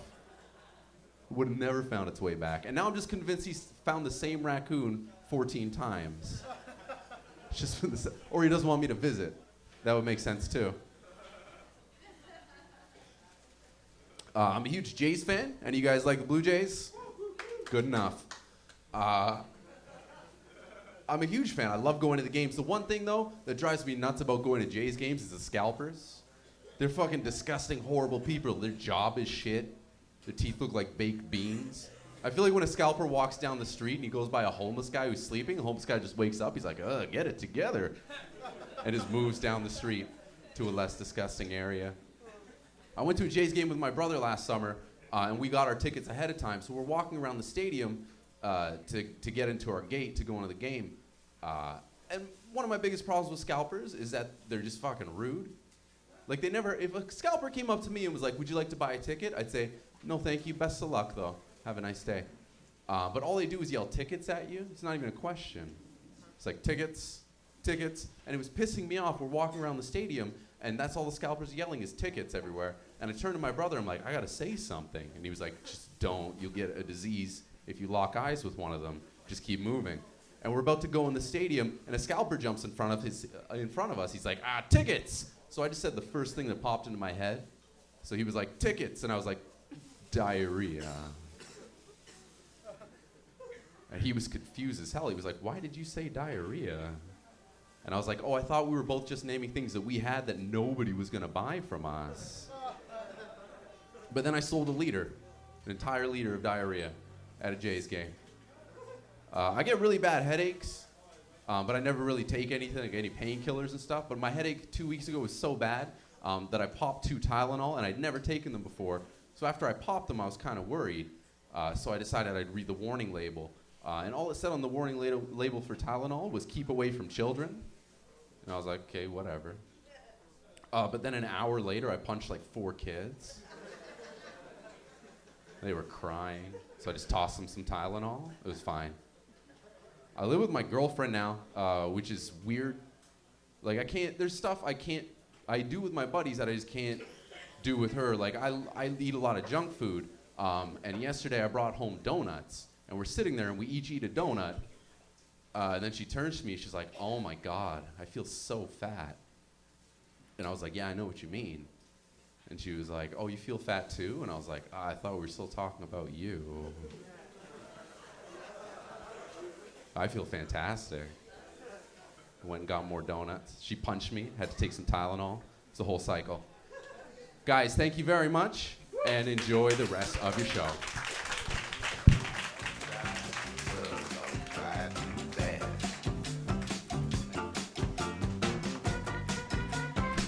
Ladies and gentlemen, Mr. Pat McDonald. All right, we have a cool little prize to give away. If you ever came to shows at Vapor Lounge, we usually give away a prize.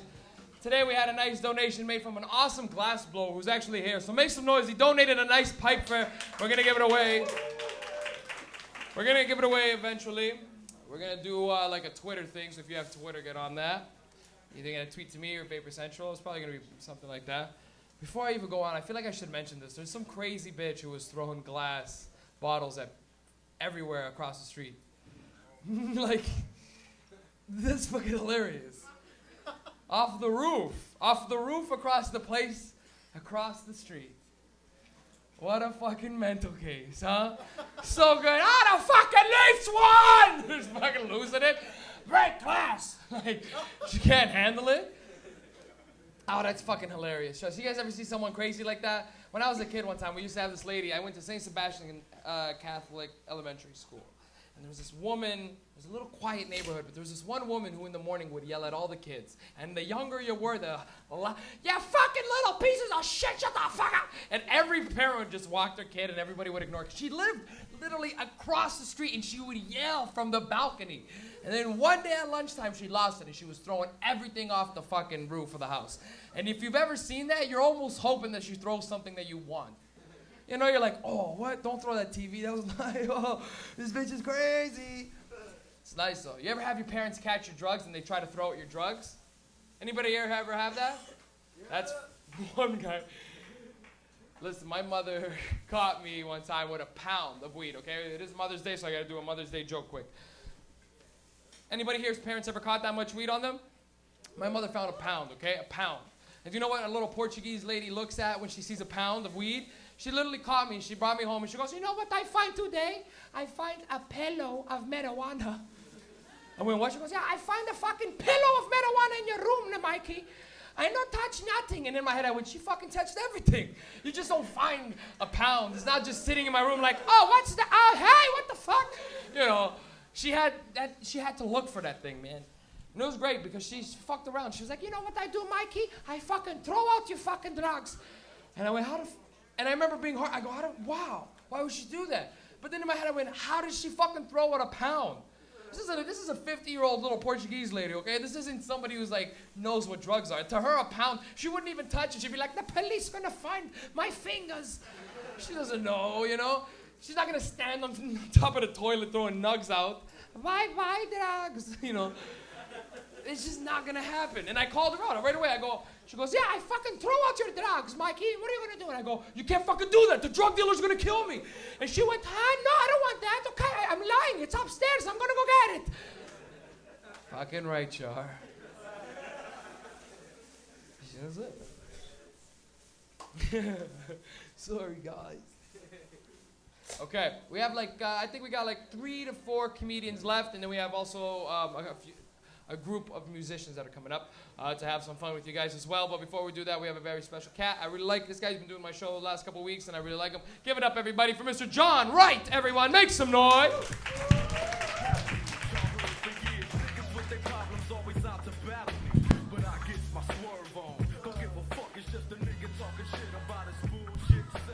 You know, I've done that twice. It doesn't look good for me. Thank you all for being here. I realized while I was riding my bike here today, like in the rain and shit, like that I'm totally and completely addicted to like extremely close calls on the road. Like I have to go faster than other people. I cannot stay being behind other cyclists. And if there's fucking parked cars and moving traffic, I'm the guy doing it. As soon as the light, I'll dive in between shit. No helmet. A mangled street death.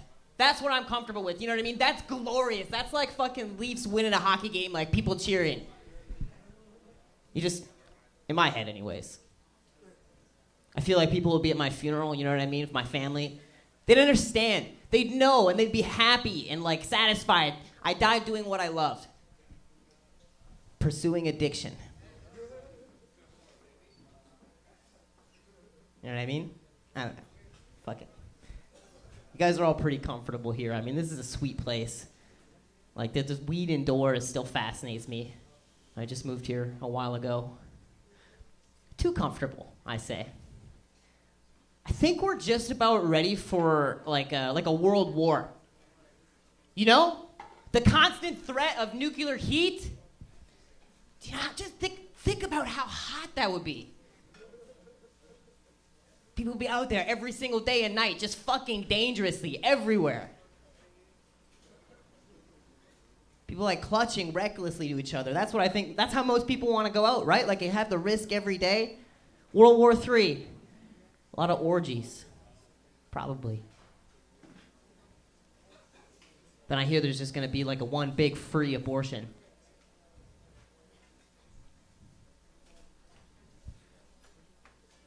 It's not even socially acceptable to pantomime a bomb in comedy anymore, guys. We live in a different world. You know what I mean? I made Kamar laugh. I can hear him. What are the benefits of growing up like a lonely-ass kid? You know what I mean? Drives you into some weird shit like comedy. You know what I mean? Like, what's the benefits of growing up a loner, you know? Nobody really asks you how your parents' divorce is going. You got all day to think about it, bud. It's weird, like, even while all that shit was going on when I was a kid, I still managed to, like, be, like, as positive as I could be at school. People always told me, go be a comedian. I didn't get it as a little kid. Like, I couldn't fathom that. You know, as a child, you know, I dreamed of being a fireman. Just, you know, the honor, the dedication it takes to go into the woods and start fires. I'm trying to start a fire inside right now. There's bound to be some people that are like, you know, that's not a good idea. Everybody's starting little fires in here, so I guess that's a stupid bit. But you get it? You know what I mean? It's orange. It's on the internet. Nobody can read this, but it's Orange County Choppers.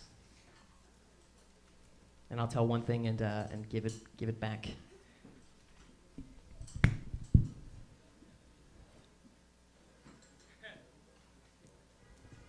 Because I had a lot of time left, but I only really want to say, I guess, I don't know. I've been thinking about converting to Islam lately, just because I can't be bothered to keep both my hands clean. And I also think it'd be really epic if at some point I could join the Yakuza and eventually make a mistake. You know, this is just a sweet look, you know? You know what I'm saying? I'm just a guy that's always wanted to cut my own finger off. There's no religion for people like me. It's just drugs and sunshine. There wasn't a lot of sunshine today, but I thank you very much for listening to my jokes. Let's give it up for Mike Rita.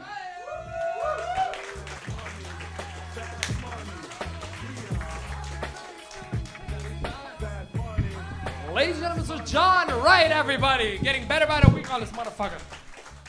Okay, cool. We have a very special guest coming up right now. One of my favorite dudes to watch in comedy, and one of my favorite dudes to watch in the pot rooms especially. Give it up, everybody, for the incomparable Mr. John Steinberg, everybody. Make some noise. Let him hear it.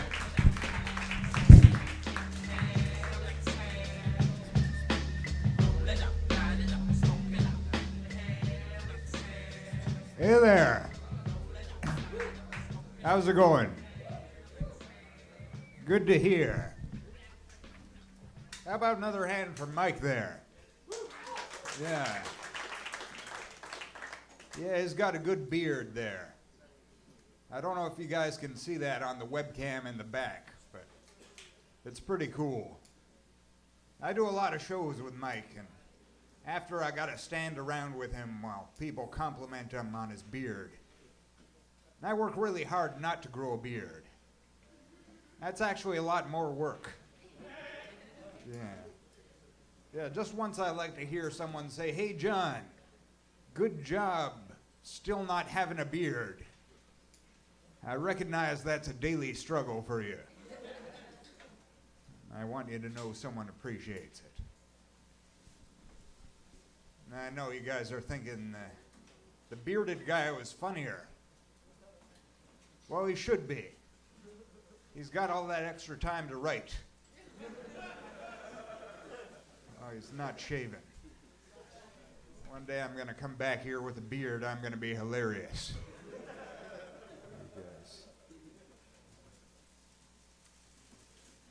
So sometimes after a show, someone will come up to me and they'll ask me if I really talk like this.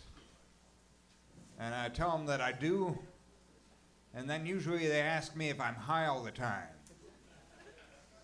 That's not it, actually.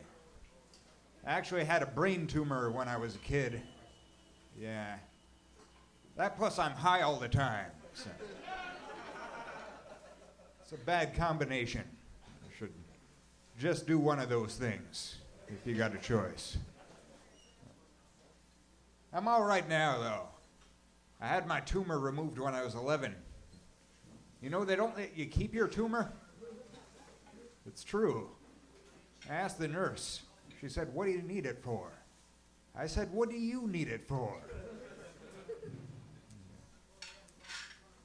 One thing I learned from that whole experience, though, is we got to be more careful about the way we break bad news to children. So we try to protect them by oversimplifying things. That can actually make things more confusing. Like, I remember my parents came into the room with the doctor. They said, "John, don't panic. But there's something growing inside your head." What do you mean, like a baby?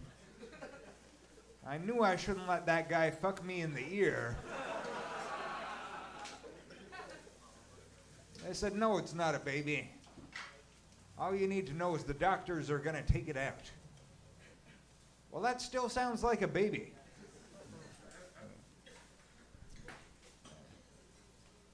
Yeah, I do smoke a lot of weed, though. They say it decreases your motivation. But I don't think that's a problem unless you're motivated to do good things in the first place. Like if you're motivated to knit hats for homeless people, probably you should lay off the weed. But me, I don't get those type of urges. Yeah. I had a couple days off last week. I ended up throwing on a donkey mask, going to the park to throw rocks at children. Yeah, it's something I'd always wanted to do for a long time. Every day I wake up, I look at the donkey mask and the bowl of rocks, and I'm like, maybe today. But no. So I'm going out west next month. Booked my flight on Expedia. You guys ever book a flight through them? Nobody? This guy? Nice. You can back me up on this then. When you book a flight through Expedia, they have this box they want you to check. It says, allow Expedia to contact me about changes or cancellations to my flight, or special offers or promotions. It's kind of sneaky how they lump all that in together. It's like the fire department calling you, saying, would you like us to show up to your house if it's on fire? Or we're selling raffle tickets? Thank you. So I fly a lot doing comedy. Whenever I go somewhere, I always forget to bring something, and then I have to buy it at the airport. Like last time, it was my sinus medication. Sudafed at the airport is so expensive, I had to figure out how to make crystal meth. Just to try and make my money back. I didn't, if you're curious. Airport parking put me back in the red. So I was weird as a kid.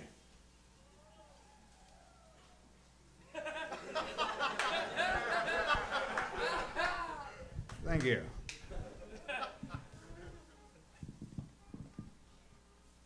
Yeah, I grew out of that, though. Just a phase.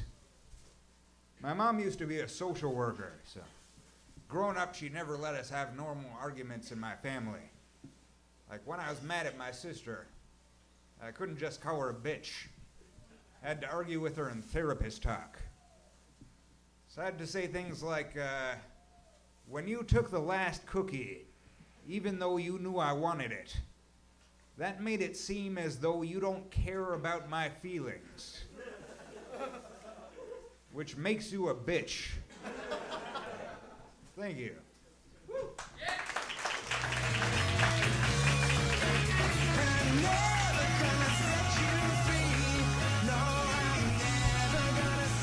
John Steinberg, everybody. Give it up for him one more time. Quick story. We got a little bit of time. John's actually the person that I first talked to ever about doing comedy. I had done comedy in like little weird rooms, but I'd never actually done anything great in comedy, and I didn't know anybody to talk to. And I seen John Steinberg on television because he has a comedy special. And I liked him so much in the comedy special. I thought he was so funny. So like 1 a.m, I was so high watching him, and I went, this guy's the man. And I looked him up on YouTube, and I messaged him, and he thought I was a girl. He did, because my YouTube name is Rita416. And his is John Steinberg Comedy. So I was like, hey, is this the real John Steinberg? And he went, yeah. Is this the real Rita416? I said, yeah. And then when I told him I was a guy, he was like, oh, I thought you were a girl. And I wasn't. But I asked him how to get into comedy, and he sent me a bunch of contacts. You guys out of here? Did you guys enjoy the show? Was it fun? No, thank you. Thank you for thanking me, though. That's nice. You never get thanked for making someone laugh, you know? Unless it's really good. You ever make someone laugh so good, like just one-on-one, they're like, bro, thank you for that. Like, you ever fart at the right time? Today, listen, I went to church for my friend's baptism. Not my friend. The baby's not my friend. It's my friend's kid's baptism. And I farted in the perfect time, okay? The priest literally was talking, and he goes, and we must take these moments to cherish what we love. And I went, And the whole pew just looked at me and went, "Are you fucking serious?" And then I looked at the guy whose kid's getting baptized, and he's fucking dying. But you know, like church dying, which means you can't be like, ha ha ha. You're like, man, I am so jacked that people are that pumped about the Leafs. That's a good thing. You too. Come here. Come here on stage and give me a high five. Come here. Wait, get, no. For camera, so it looks nice. There it is. All right, no, all right, yeah. All right. Is that a Mike Brown jersey? This guy gets a Mike Brown jersey. Guy plays for the Leafs 3 years, fights. Oh, duh. If Mike Brown ever seen that, he'd pull over and be like, "Hey, kid!" You should sign it. He'd take it off your back and be like, "Got a better jersey, bud." No, I'm just kidding. Mike Brown would be jacked, actually. Mike Brown's a nice guy. I met him one time.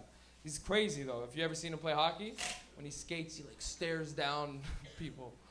I don't know. Wouldn't it be great? Wouldn't it be great if the Leafs won the cup, guys, though? And all, like, let's just imagine that. That would be fucked up. It would be madness. There would be people just fucking pissing and shitting everywhere because they don't want to miss anything, you know? And just taking a shit. "What are you doing?" "I'm shitting because the party's fucked." And it's like little grandmothers and shit would come out of the woodwork and be like, "Oh, Leafs, go." Man, your grandpa and your no-nos would be fucked. People would be drunk for the whole week. Your boss would be like, "Don't come here to work tomorrow. My wife's giving me a blowjob for the day." And you'd hear her in the back, you know, shit would be fucked. People be fucking left and right. Man, those fucking, imagine the parade, okay? That parade would never end. You know how Yonge Street's the longest street? There's so many fucking Leaf fans all across this fucking province. They'd have to go up Yonge Street. It'd be like a 3-day parade. They're in the middle of fucking Cornwall. All right. Who are these people? Fucking right, Leafs! A bunch of hicks. No, you can't say that. You ever meet a real hick, though, in Canada? Do you remember the first time you ever met somebody, you're like, "This guy's an actual hick in Canada"? And it was like you went to Barrie or something, and you pulled over in a gas station. Guy's like, "I'm driving a Chevy, eh?" And you're like, "Why is he talking like that?" "Yeah, Chevy's a good car, bud. Lots of people in Barrie got a Chevy. There's like 3 right now. I can see them." You just stare at him, you'd be like, "This guy's on drugs or no?" Yes, that guy's on drugs. You ever play that game in Toronto? Is he on drugs or not on drugs? Drugs or not drugs, that's the best. Sometimes they're just crazy. You ever talk to a crazy person? They're fun, because they're either going off about the government, they're like, "I fucking kill Harper." Or they'll come talk to you and they'll be like, you ever watch the Blue Jays? Fucking Blue Jays. You're like, "That's not crazy, he just can't talk straight." One time I seen a lady talking to herself, but she was doing this shit. She would literally go like, "Are you doing okay, Margaret?" And she'd go, "I'm okay." And I remember watching her, I go, "This lady's not even crazy. If you gave her a fucking sock, she'd just be some lady with a puppet and everybody'd be like, wow, this fucking bitch is hilarious." But she's just doing it with nothing. You're like, "God, it's fucking crazy as fuck." It's the truth. Okay. I said I wasn't going to tell any jokes that weren't about my mom, but I completely forgot. I just did bits right now about nothing. I love when we get to this point at the audience. You guys are only going to laugh if something's funny. No setup, no nothing, only punchlines now. Because we're high, you know? That's all we got time for. It's like television. Television tries to set you up for laughs, but you never laugh at this shit in the TV. You only laugh at the punchline. You know what I'm saying? No. We still feeling okay? Who's been here since the beginning, by the way? Who's been here since we started the show? A couple people? Don't forget, we're giving this away. Should we give it away right now or after the next comic? Now. Who wants now? Who wants after the next comic? Nobody's gonna say after the next comic. Everyone's like, "Give that fucking pipe up right now, homie." All right, for the pipe, can we throw up the Twitter or are we gonna just do it right now live? Fuck it, we're doing it live.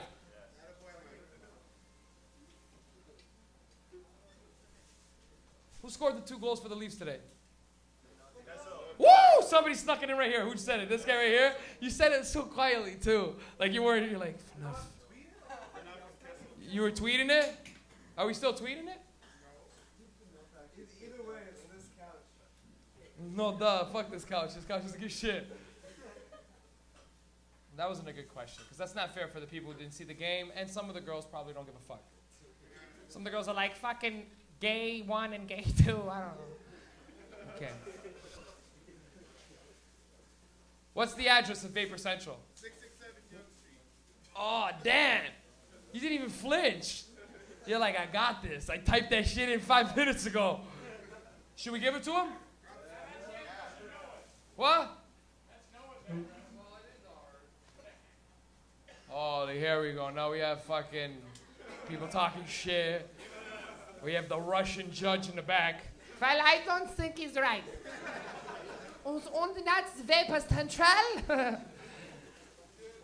Okay, you got it right now unless somebody gets the next question. You guys want to do a Simpsons question? Is that fair across the board? Most people know about The Simpsons. Can we say 80% of the people in here know about The Simpsons? Do you got to get 2 questions right or just 1? 2?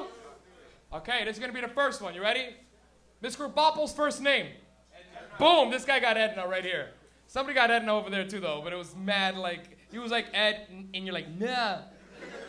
Edna. It's a tie. It's a good one. Okay, now you got to get another one.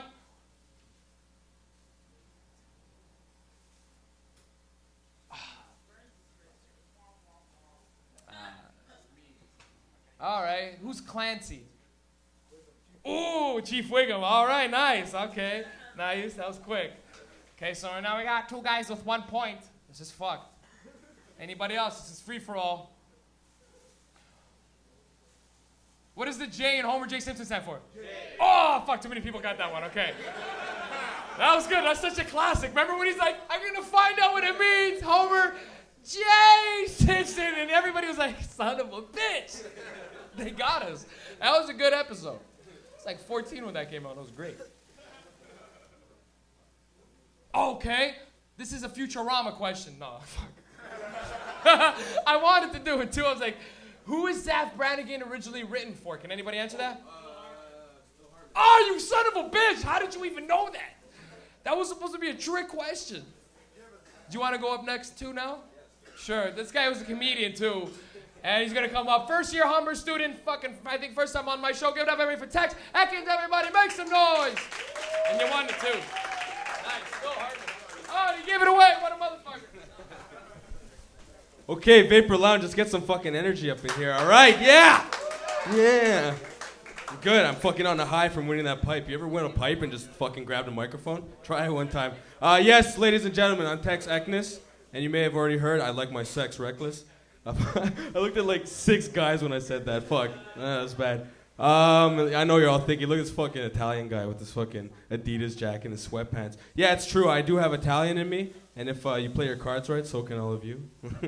Yeah. I don't know, you know, being Italian and shit, I realize, you know, we talk with our hands and shit. Like, I don't know what the hell this move means, but I know exactly what this move means. And so it's just like, hey, you know, your cousin Vito from your niece's confirmation. He's got a comb over, fucking fat guy, you know, unibrow and shit. I'll be like, who are you talking about, Vito? But you know, Vito. Like, oh yeah, Vito. Why didn't you just say so, right? Or be like, you know, like fucking growing up Italian, I always watched, you know, mafioso movies, Godfather, watched Sopranos so many times. I can't tell you how many times I watched each season, Maron. Right? You know, there always these guys are talking about like, you know, fucking fuck fags, fuck Fanucci, you know, all that. They hate gay people. But the way they talk is so contradictory. It's always like, you know, Vito, that fucking cocksucker, he's been fucking me in the ass all week. Now I got a hard-on for him. Yeah, that's right, I got a hard-on for him, I'm gonna whack him. I'm gonna whack him myself if I have to. Both hands all night, bro. We're talking about Vito. Who, you know, Vito. Oh, yeah, right, Vito. You fucking say so, buddy. Come on.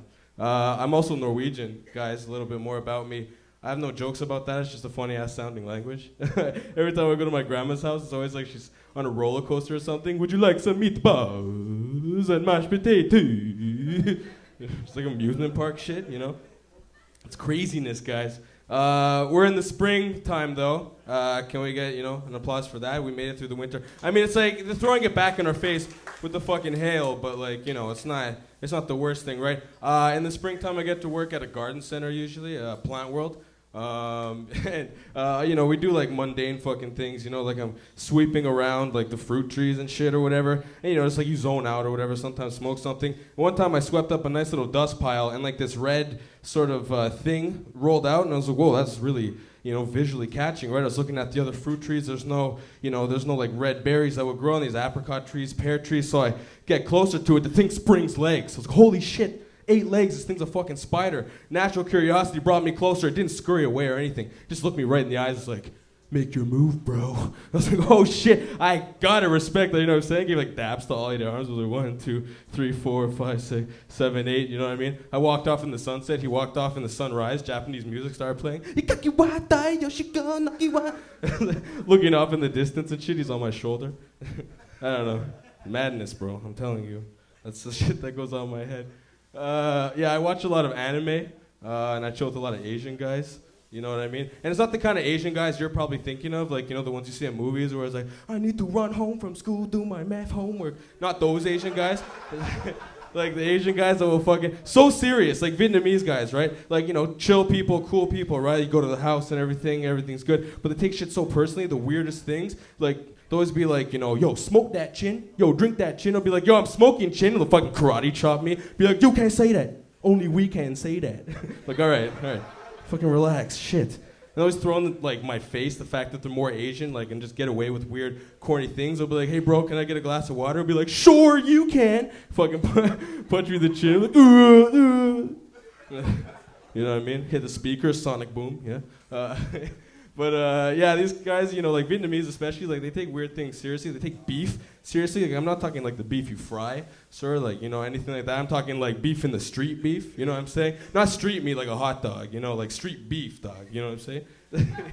Yeah, street beef. Like, these are the kind of people that will they'll go to a club for a birthday party they've been looking forward to for like 3 months or whatever, popping bottles in the club, going all crazy. Tony Lou will come up and be like, yo, Jimmy Tran is at the other club down the street. Be like, yo, fuck that guy, Jimmy Tran. And he'll like leave the club and go to the other club and like wait in line to get it. Not even wait in line. Like, he'll pay the line bypass to go in early, go up to the bar and like get a bottle to smash on his head. But it's not even like, a Heineken or like Smirnoff. He has to get like, drop 6 bills on the Henny and just fucking go over and smash him on the head and just go back to the club like it's nobody's business. You know what I'm saying? Yeah, it's nuts. These are the kind of Asian guys that will pull you out of your house 5:30 in the morning to go to a rave that you don't even want to go to. You'll get there and it'll just be like music blasting. And then fucking my friend Tuan will come up. Yo, let's go to the bathroom, do the MDMA. I'm like, oh, fuck.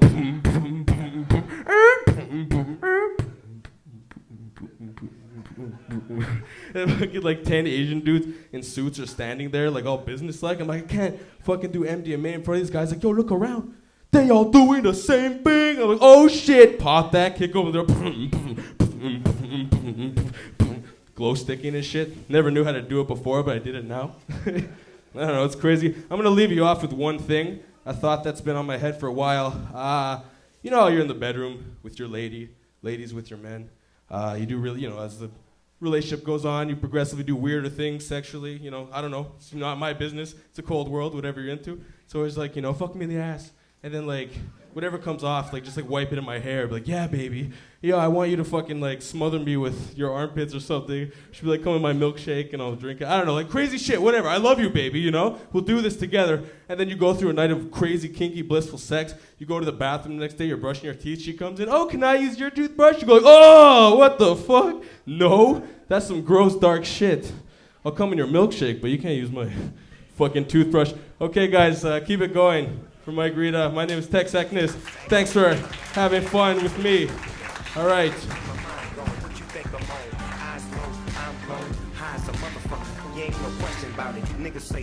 Yo, give it up for Tex one more time. We're gonna heat the vapor lounge. Yeah. Nice. Can't wait to have the guy back. Good energy. It's a tough crowd, man. It's not you guys are not. It's not that you guys are a tough crowd. A lot of people there's actual comedians who don't do vapor lounge because they don't like doing vapor lounge because it's a tough crowd. But you guys ain't tough. Just high. You know what I'm saying? There's a difference between a tough crowd. Nobody in here ever heckles. What the fuck would a weed heckle sound like? Hey, speak louder.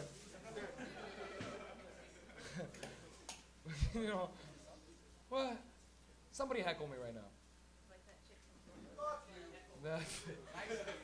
Like that. Oh, fuck. Here we go.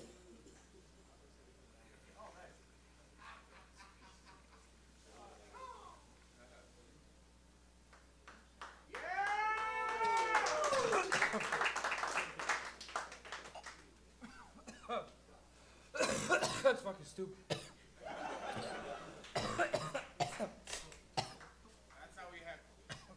That's a heckle. That was the greatest heckle in the world. That's how we heckle. That's fun. Does everybody know what I just did there? Butter. Is it better than butter? No. I can't believe it's not butter. It's shatter. Is that water? I just slap it on my face. Thanks. I'm fucking gonna choke.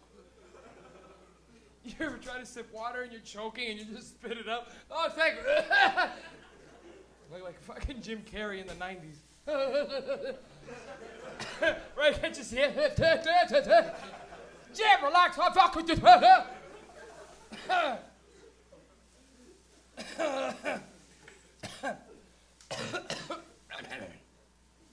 We're okay. I'm okay. And we're high. How was that? Oh, what the hell was that? Okay. Smoking weed is like fucking for the first time. Taking a dab is like being a porn star.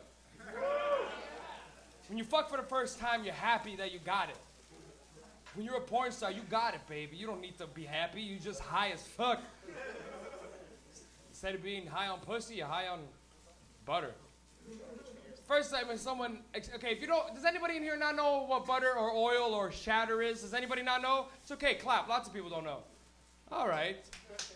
All right, one guy. One guy doesn't know what it is. It's a concentrate of marijuana, and the way they do it is they put a bunch of weed in like a tube, then they put butane in that tube, it drips to the bottom, then you have like this liquid, you purge it, you fucking boil it or some shit.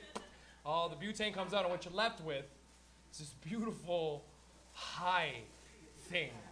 This high paste, okay? I call it high paste because it's gonna get you fucked.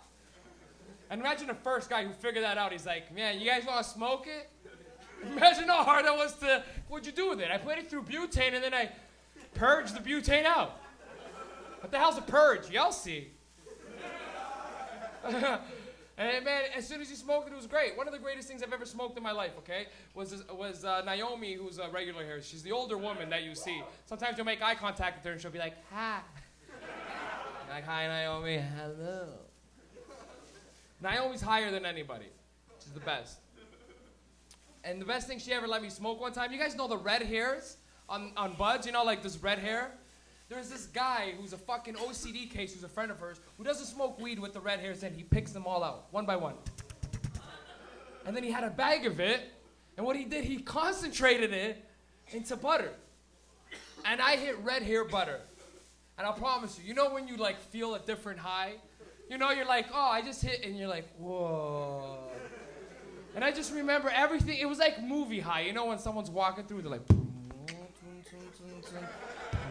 and like you say hi to somebody, you're like, hello. I was just so high. And I even remember going back to Naomi. She was so high off it too. You could just tell.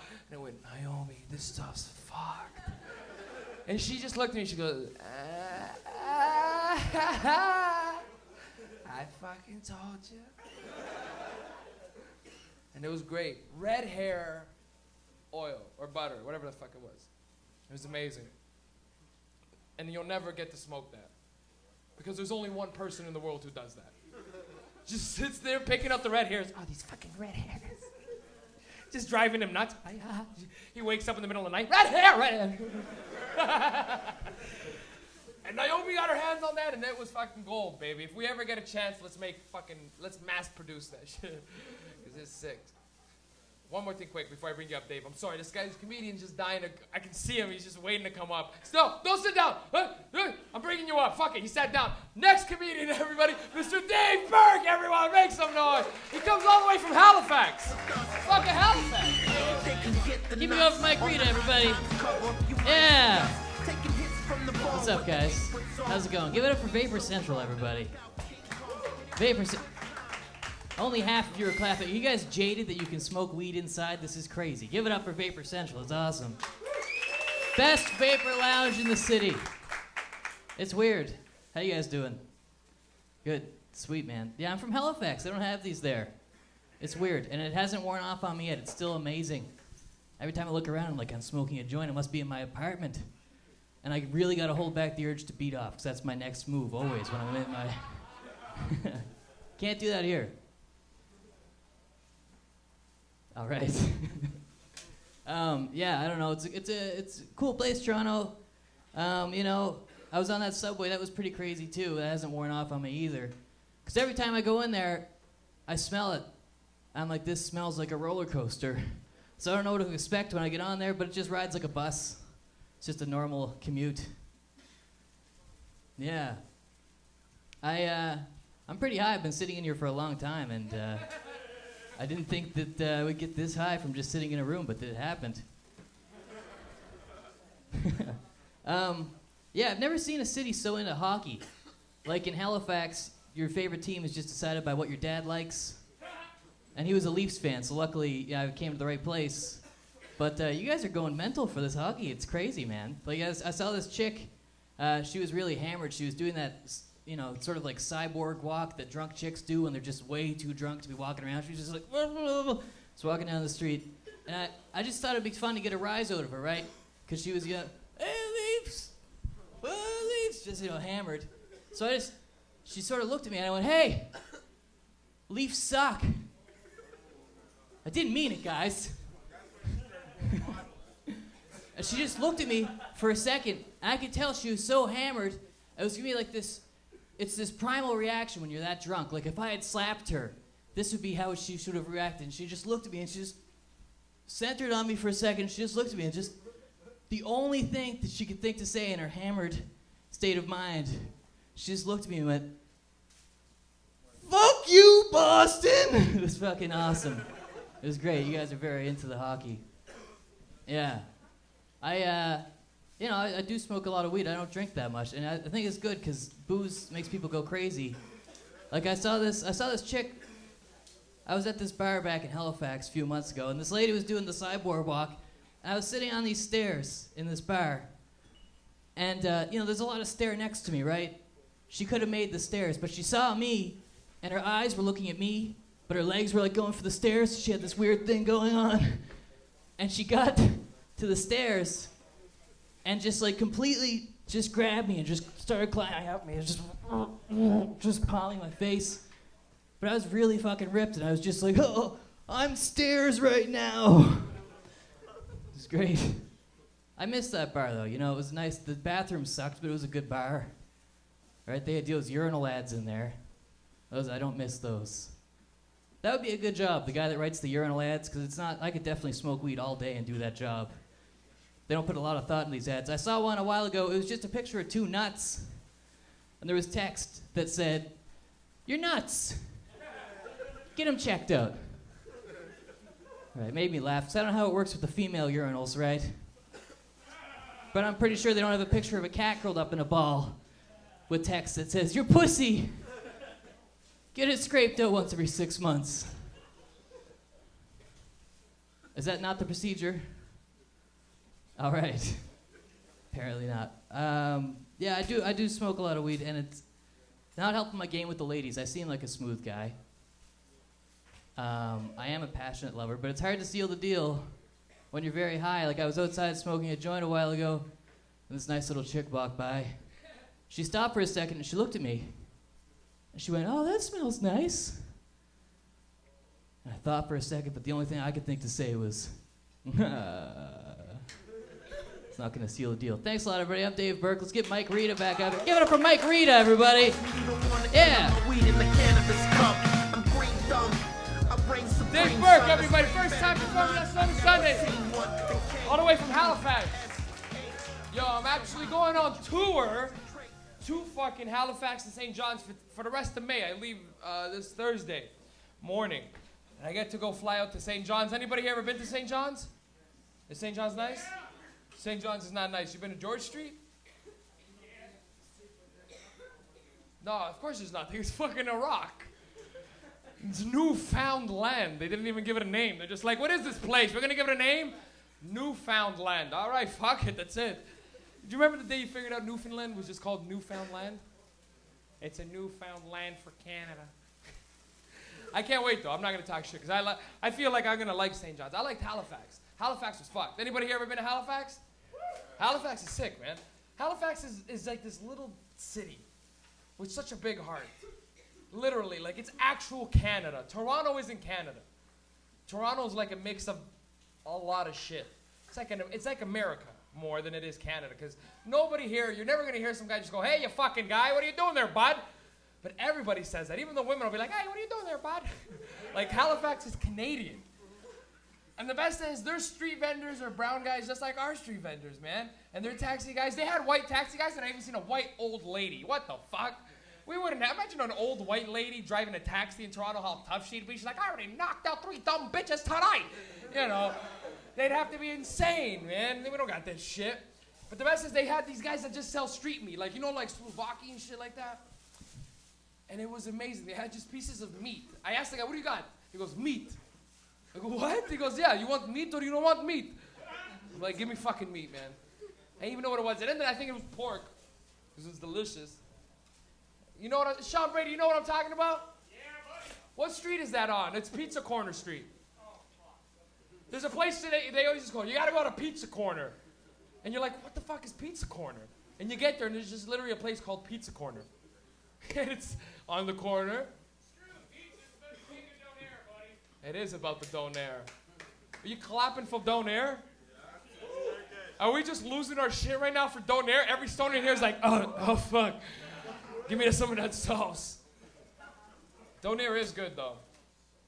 What the fuck? I can't. We gotta stop talking about food, cause nobody's laughing. Everyone's just looking at me going, "Hey, that's fuck, yo, starving." Hey, McDonald's must have a spike here. You know, as soon as people start leaving the show, just this giant spike in their like money. They're like, "How come every Sunday at like midnight, there's like a fucking 100 kids here just getting high all the time?" They still call us kids, but we're not kids. We're in our young ages. Your next comic is okay. Everybody feeling okay? Who's left? Make some noise, whoever's left. Let me hear you right now. Okay. We have one comedian, maybe two. We'll see if he's still here. I think he might be here. You might be peeking out over there looking at me. But we have a very special guest coming up. First time, I think he's been here in a long time, but I'm always happy to have him. Guys, give it up for the very talented Mr. Troy Stark. Everybody make some noise.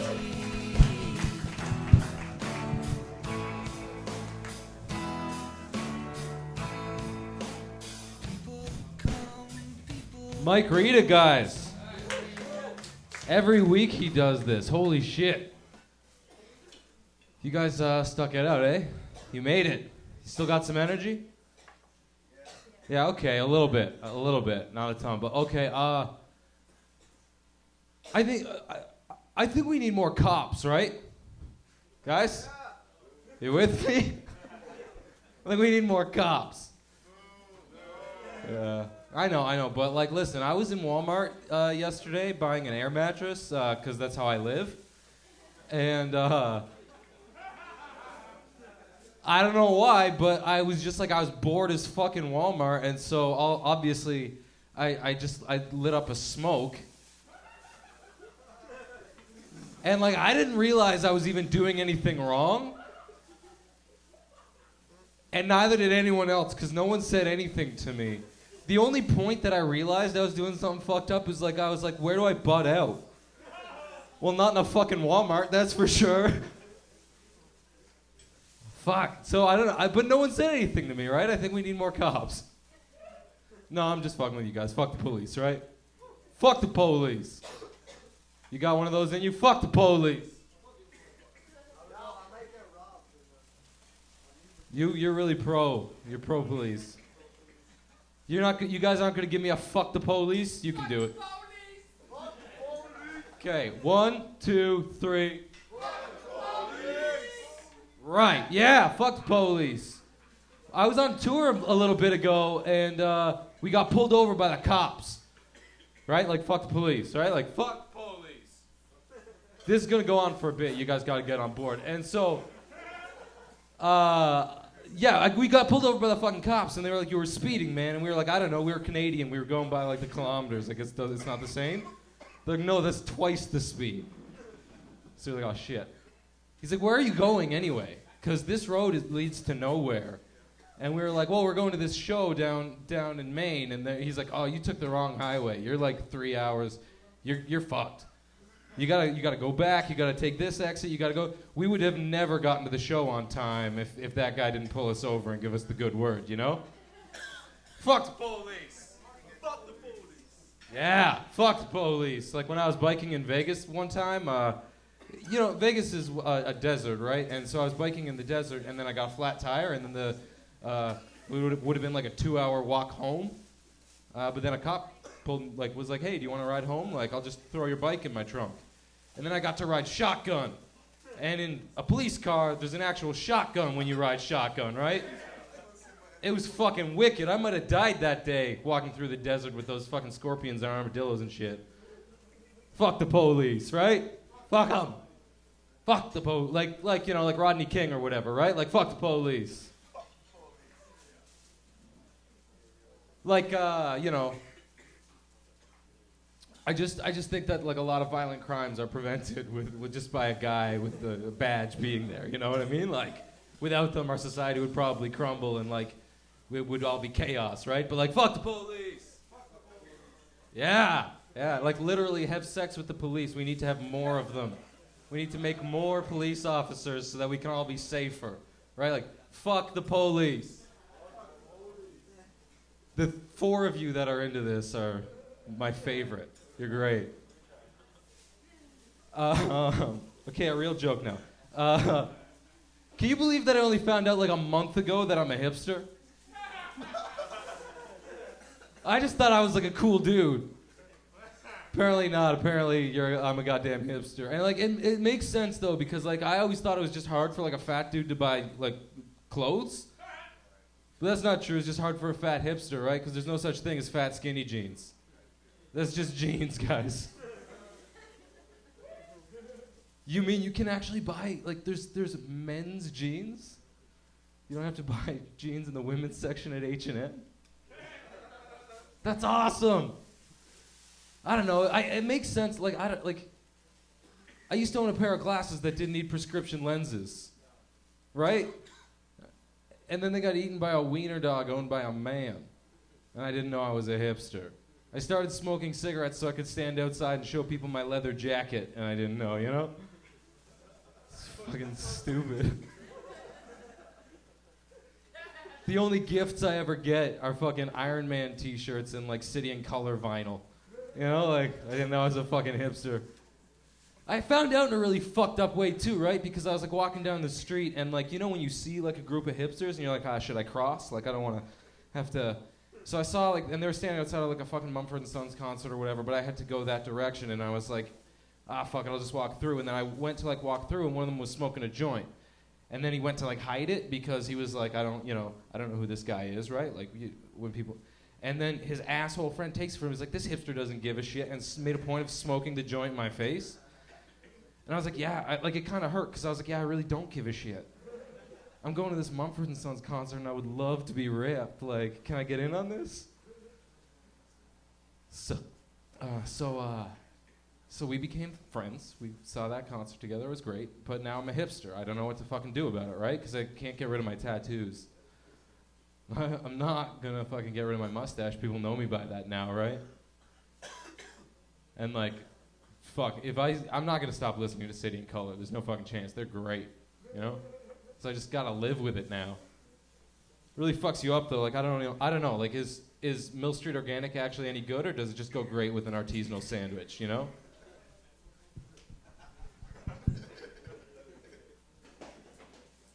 Guys, I think it's Mother's Day, so I'll tell my mother joke and then get out of here. I think my dad could beat up all of your dads, assuming that you know your dads aren't much stronger than my mom.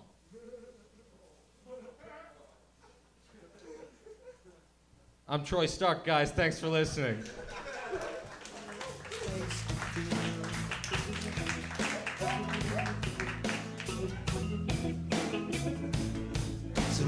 All right. We had a special guest come in and he's gonna do some time. One of my favorite comics, and you guys know him and love him too. Give it up, everybody, for the fucking amazing Mr. Gilson Lubin, everybody. Make some noise. Let him hear it. Yeah.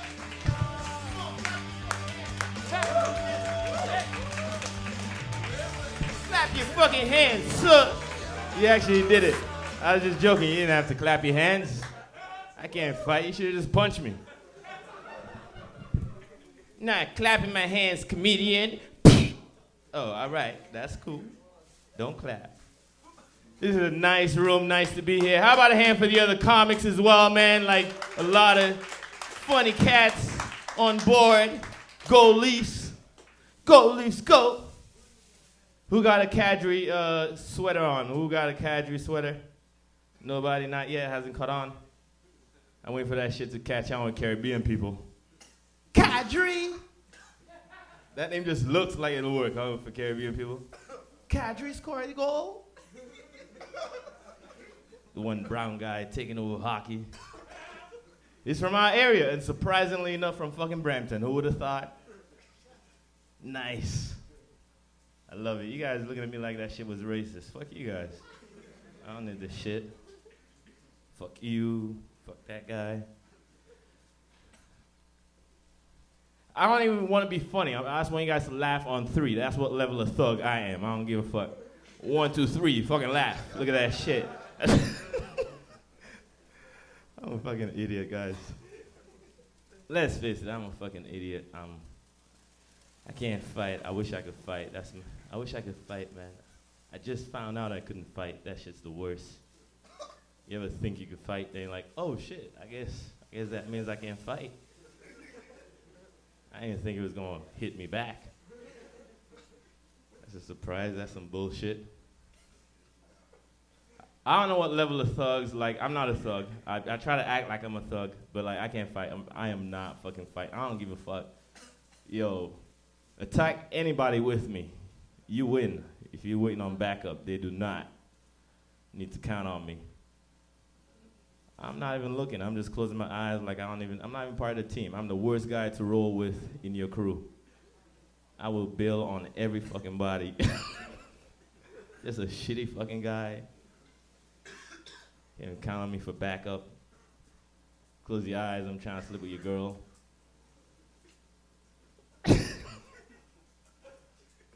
I wrote this shit, guys, come on. Oh yeah, that's right. I don't know what level of thug you guys are. Like, who's like fucking Jane and Major Mac thug? Like, people repping that shit. They're like, yo, Jane and Major Mac, bro. They're like, you fucking repping Wonderland? That's fucking deep, yo.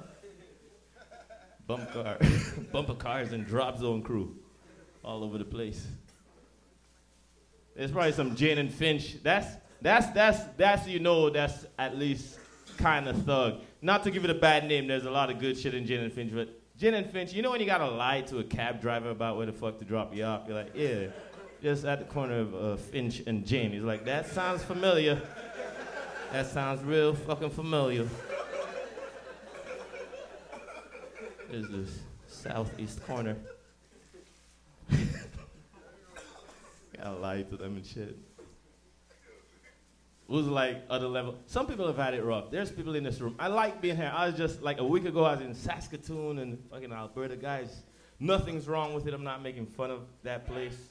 I'm not gonna say anything bad, but it's definitely different. People are very upfront about where they stand.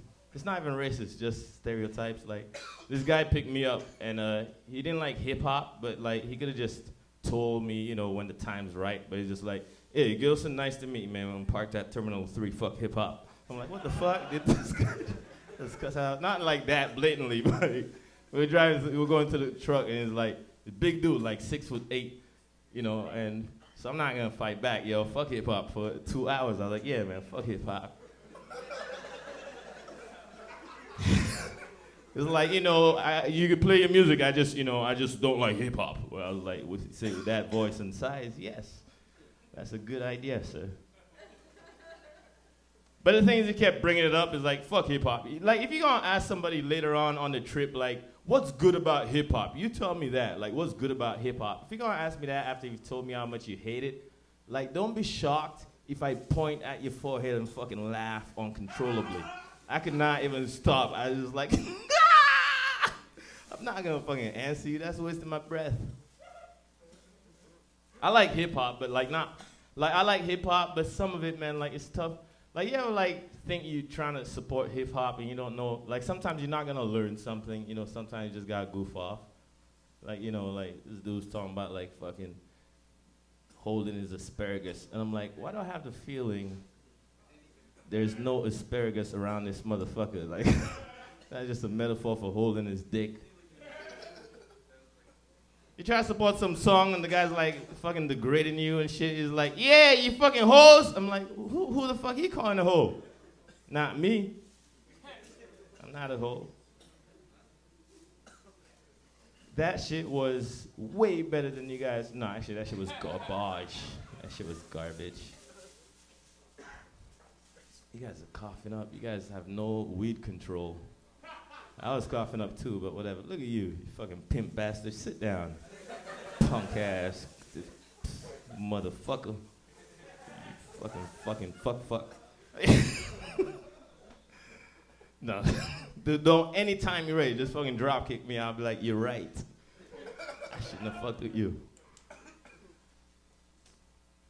I don't know, man. Like they try to get me to do shows in places out west. Just the names, man. They try to get me to do a show in a place called Slave Lake, Alberta. I was like, no thanks. I'm cool, man. I'm not doing that gig. I got shit to do. I don't get hurt. No thanks, sir. I stopped jacking off, like, well, not fully, but like I cut down on my jack off. Like, you know, like I just have more, not because I want to, it's just fucking awkward, man, because I can't do this shit without porn. I'm really upset at the fact that they put those fucking, like, you ever like watching porn on your laptop and that light comes on and you're like, what the fuck does that mean? Is that the government?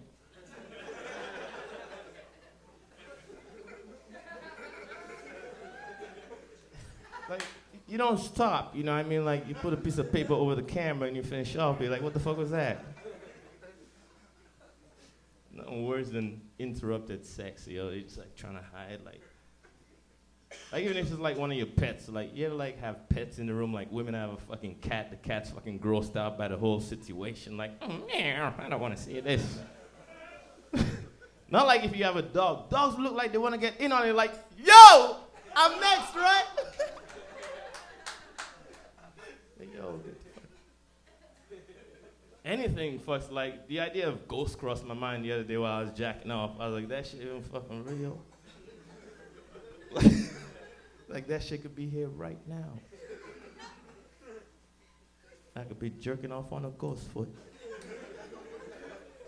Not even know it. Okay, it's more like this. I could be jerking off on a ghost foot. Not even. Like, I don't like on a first date, I'm single trying to date men. Like, I don't like dating, like, sometimes. Once in a while, someone will recognize me, like, this girl's like, you're kind of like a celebrity. I was like, yo, that shit is degrading to celebrities. Don't fucking do this, Canada. Like, I have some fucking standards. Like, I'm the only celebrity I know that bus pass. That shit ain't cool. You can't date on a bus pass in your 30s. You know, these women just assume you're driving, like if in your 30s, women are like, I thought you said you were driving. I was like, I said I'm gonna pick you up. That's what I said. Just step out your house, right? At 7 o'clock, and 10 steps to the left in front of the sign that says bus stop. And when the 25 Don Mills come along, that'll be me. Don't get on, I got transfers. You don't pay for shit when you roll with a celebrity. That shit's anyways, you guys are way too much fun, man. Thanks again, guys, for blessing up the spot. And one more time for Mike Rita, man. This guy doesn't get enough love, man. Thanks again, Mike.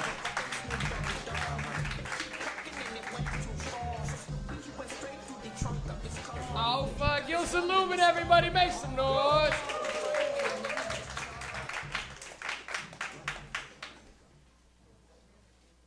Anybody here ever met a celebrity for real? Like, anybody meet somebody really famous once? Yeah, I met Mike Rita. Oh, here we go.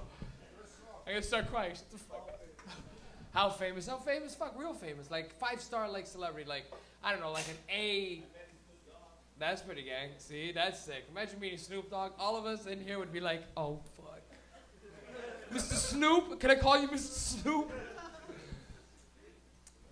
Gilson last year got to open. Most of the times that Dave Chappelle comes to Toronto, Gilson, your last comic, gets to open up for Dave Chappelle. And he gave me a hookup last year where he was like, yo, if you meet me in the back, Dave might come out. I got to meet Dave Chappelle. You know how sick Dave Chappelle was to meet as a comedian, especially? You know, Dave Chappelle's been like a professional comedian since he was like 17 years old. Okay, when I shook his hand, in my head, I don't shake Dave Chappelle, I shake this fucking legend. I was like, sick. Hello, Dave. And he's like, yeah, what up, guy? I was like, sick. It really sounds just like him. I was like, wow, this guy's the man. And you know what? Dave Chappelle will knock all of us out. Dude is buff as fuck. Doesn't he look like he's skinny? Dude is buff. His hand crushed my hand. He was just so jacked after the show. He's like, yeah, pleasure. And I was like, Dave Chappelle hurt me. Dave Chappelle hurt me. You know how excited I was? If Dave Chappelle had punched me, I would have started crying. Not from the pain, but like, that's fucking sick. I'm telling you, man. Anybody here, nobody ever met like a big celebrity? My sister got to meet Mr. Dress Up when I was a kid, and I didn't. And I swear to God, it literally broke me apart as a kid. Because she was like, Mike, look, you know what this hand touched today? Mr. Dress Up. And she touched me, she's like, look, And I remember just being like, I can't wash my face now. I used to love Mr. Dress Up. You guys like Mr. Dress Up? Wasn't it great? I shouldn't be doing bits right now. I'm supposed to be bringing up a band or a rap group, but I just got all into it. You just got to talk about celebrities. I want to give it up for all the comedians and Gilson Lubin for coming out, man. Give it up for them. Yeah, man. These guys do a great job, man. They do a great job, and I'm always happy to have a guy like Gil come out. Gil's great, man. Okay, so now we have a very talented group of rappers coming up right now. These guys have done my show before if you've ever been here. They're really, really great. Half of them are from one group, and the other dude is his own beast, but together they are a very talented group by the name of the Mad Poets. Closing out the show, everybody give it up for the Mad Poets! What's up, guys? Vapor. Keep it going for Mike Rita once more. Hey, what's good? Just have to say, newfound love for James Reimer tonight. Fuck. Was that the game? Let's go. Yeah, you got to go to the game. Yeah. You fucking lucky bastard. You came right after. Yeah. I mostly... I don't give a fuck besides the fact that I live here. Roll some music. Whenever you're ready. And as Mike Rita said, oh, yo, I make all the beats and shit. Thank you very much. Can you turn this beat up a slight bit? All right. Or a bit more. Central. This song's called Political Poison. Check it out. My lyrical poison's the theme to the backlash of a generation. Political genders pave the roads to a nation's frustration, desperation sets in, self-abuse on a whim, emotions building like water close to reaching the brim. War-torn, poverty-stricken, at the thought of sinking, resolutions seem far as the spot starts to thinking. Media desperate to keep you watching and afraid. Your ratings high and government officials well paid, but here we are, dick in hand, trying to get laid. Pigs banging on the door for a mutiny to wear rain evade. The clever scheme at all costs, we can't control the freedom before it's forever lost. Tap phones, searched homes occur in real life. Occupants call it safe, it ain't made to bear the blame. So here we are, now's the time for grand revolutions. That I smoke a joint name on Pokemon evolution. Hey yo, who's that knocking at my door? Hey yo, it's probably an auditor coming for your wallet. The marijuana you falling for, the lies better change the sky. You know it goes. More gold, more oil, yup. More gold, more oil, more gold, more oil. Give me the gold, give me the oil. Political principles taking the place of humanity. Feeling like the doc in the ward of insanity. And one flew over the cuckoo's nest and then two. Yo, I couldn't go the rest. And the string sling high to the puppeteer. And nothing here but little smoking shadows steer. And lately we're falling into our own traps, perhaps. We're getting blinded by our own trance, and I'm living life just a day by day, watching the mad games. Y'all always play by play. The smog and weather, yes, it's gray on gray. I just keep robbing silver tray by tray. So it's weird that the riddle's so brittle. Yeah, we can crack it a little. Hit him with rhythm while I play on the devil's fiddle. And what do we say to the hungry exactly? Well, I don't give a fuck, it doesn't affect me. Yo, who's that knocking at my door? Probably an auditor coming for your wallet. The marijuana marijuana, you're falling for the lies, better change it the sky. You know it goes, more gold, more oil, yup, yup. More gold, more oil, more gold, more oil. Give me the gold, give me the oil. Roy, motherfucker, Better move, cause they're coming for you. Follow the groove, Better beware of Stevie Harper, dude. Cause all he do is hit you for dollars Out the blue. Say you gotta pay your dues, or you're gonna face a red and blue check. Taxing this, tax on motherfucking that. I work my ass off for the cash, but they still want a piece of that. Here, might as well just take my mic and take my hat. Take it all, I'm taking the act, meaning you got a greater need for that. Peep the facts, all these wicked and picking the beat attacks. I feed the raps, I leave the people skipping the needle back. My bad, I ain't dismissing the issue. I just envision and dissing the system and the shit that I spit you. But listen, I ain't the only man wishing for y'all to stop dropping the ball in economic conditions. Got prohibition on chronic when the logic is missing. But I'm gonna end up in the lock if I don't stop with the bitches. So I'm out. Peace. Yeah. That's the first track. That shit gets me pumped up. We got a few more. Thank Two you. more. Thank you.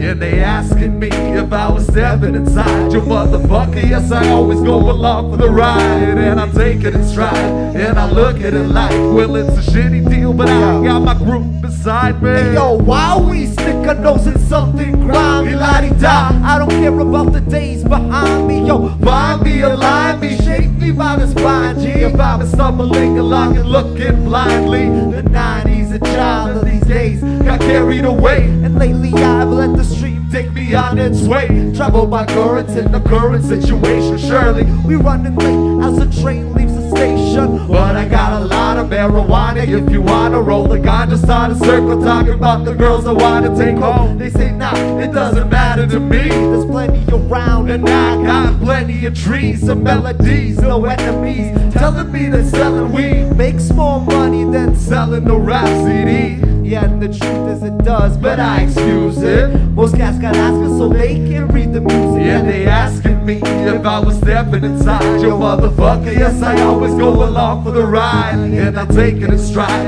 and I look at it like, well, it's a shitty deal, but I got my crew beside me. And they asking me if I was stepping inside your motherfucker. Yes, I always go along for the ride, and I take it in stride, and I look at it like, well, it's a shitty deal, but I got my crew beside me. It's the new jack kicking that old boom bap, strapped with a deuce sack, and the music loses in raps. Woo! Dude, don't mix the rumors with facts. Well, I'll be coming for your loot, whether a tune or a stack. And that's that, the motherfucking ruler is back. Like I was Slick Ricky D, now coming out with a track. I'm a whack Indian all from February to fall. Want to get my hands on the ball, if money's scared he should call Ghost Bust or the Job Banks, be better off than Chop That. Give you something to make you stop things, we ain't prepared for the top, man. Got pain? Yeah, homie, we got that too. Explain the pain when your brains are getting knocked out. Ooh. You wanna cop out? Sure, a lot of rappers can relate. They always sway away from the game when they get a taste of their fate. But I'ma stay in the wake of fame until some bacon's on my plate. And by bacon I mean that cake, so players save the debate. And they asking me if I was stepping inside your motherfucker. Yes, I always go along for the ride, and I take it in stride, and I look at it like, well, it's a shitty deal, but I got my crew beside me. And they asking me if I was stepping inside your motherfucker. Yes, I always go along for the ride, and I take it in stride, and I look at it like it's a shitty deal, but I got my crew beside me. I'm bringing something I can't get, cause I'm too far in debt. Unpaid visa, lost all the cash in the bet, but don't fret, brother, we're gonna make it big. I'll make some music, or better yet, the lottery I'll rig. My bowels churning, searching for vowels, my mind is turning, but we get the masses yearning for music, so we start earning little by little, and day by day, riddle and riddle. Yo, we just play and play, I try not to stray, but indeed I might. The featherless bird with an attempt at flight. Yeah, and I plummet to the bottom in the middle of bottom, smoking with Artem. No stolen beats cause we guard like soldiers, shooting targets and possibly jumping borders behind enemy borders, because we're blatantly bolder. We're only getting older, eyes a little dim and hearts a little golden. hiding the chip on her shoulder. And they asking me if I was stepping inside your motherfucker. Yes, I always go along for the ride, and I take it in stride, and I look at it like, well, it's a shitty deal, but I got my crew beside me. And they asking me if I was stepping inside your motherfucker. Yes, I always go along for the ride, and I take it in stride, and I look at it like, well, it's a shitty deal, but I got my crew beside me. That's the end of our second song. I think we have one more. You can find us on DNA Hip Hop and the Mad Poets on Facebook. We actually have a 14-track CD that we're just giving out. If you'd like to make like a dollar contribution, we're happy to accept it. But yeah. That song's called Taking Strides. Yo. So chugging along, we throwing all the inhibition away. Somebody was toking on the cannabis when this fucker was made. Wasting the day with crazy shit, punishing the liver. Could anyone really have a care about the life of the sinner? Now fucking give her away. Running out of time in the day when I'm all in my head. Why? Cause I'm high in every way. Yo, this kid's in the street, yet they hungry for music. Bring beats to topple the sheet, and the rest just fall in confusion. Been choosing the life of times, find liquor and rhymes. And when most fall under the beat, they aren't slicker and I. My cyanide rhymes and fire hose lines to extinguish those minds that ever thought that they could ever be higher than I.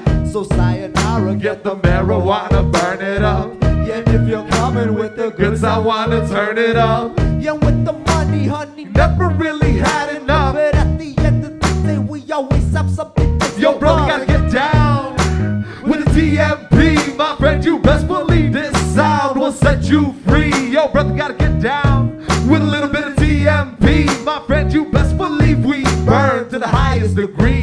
Yo, check it out. Let's go some beat. Give me a C and an O to the U and an L to the S-O-N-B. Yelling a dread, wanna roll it again. Gotta tighten up those ends, B. Gotta spend these Benjis. Get a bend to the Bentley and the lands in the frenzy. And B's why I'm keeping the D on the freaky love they send me. Yo, and we get the props like Black Moon because we kicking a fat tune. Wanna have it? Then son, we wreaking havoc on your platoon. Stay puffing that bad boom. I'm gonna be feeling that rat soon. Catch close to B, running up in the G, get DP'd in that bathroom. Ha! And that's how it be when you roll with TMP. We be the illest thing you see coming out the greater Z. And brother, when it comes to killing mics, yo, I'm a violent MC. Cause see, the only cold that's ever turning diamond is me. Yo, bro, gotta get down with the TMP. My friend, you best believe this sound will set you free. Yo, brother, gotta get down with a little bit of TMP. We burn to the highest degree. Reject visions of cataclysms. Revolutionary, can't hold back the cynicism. X-rate to carry, parry all incoming attacks from verbal hacks. Bags full of grinders, blood, pain, Pilates, and some extra snacks.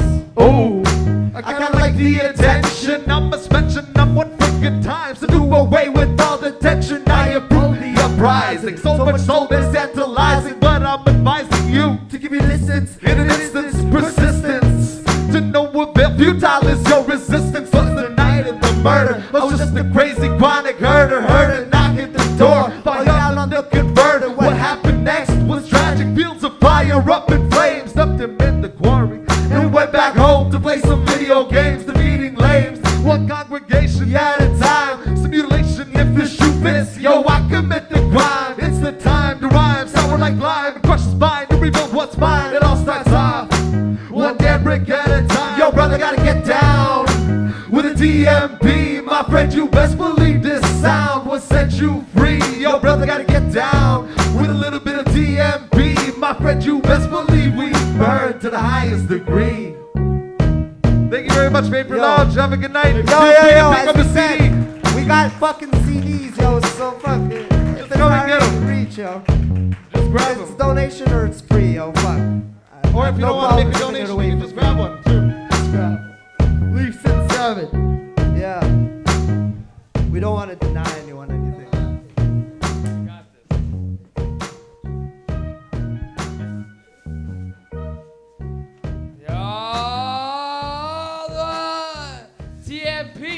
TMP.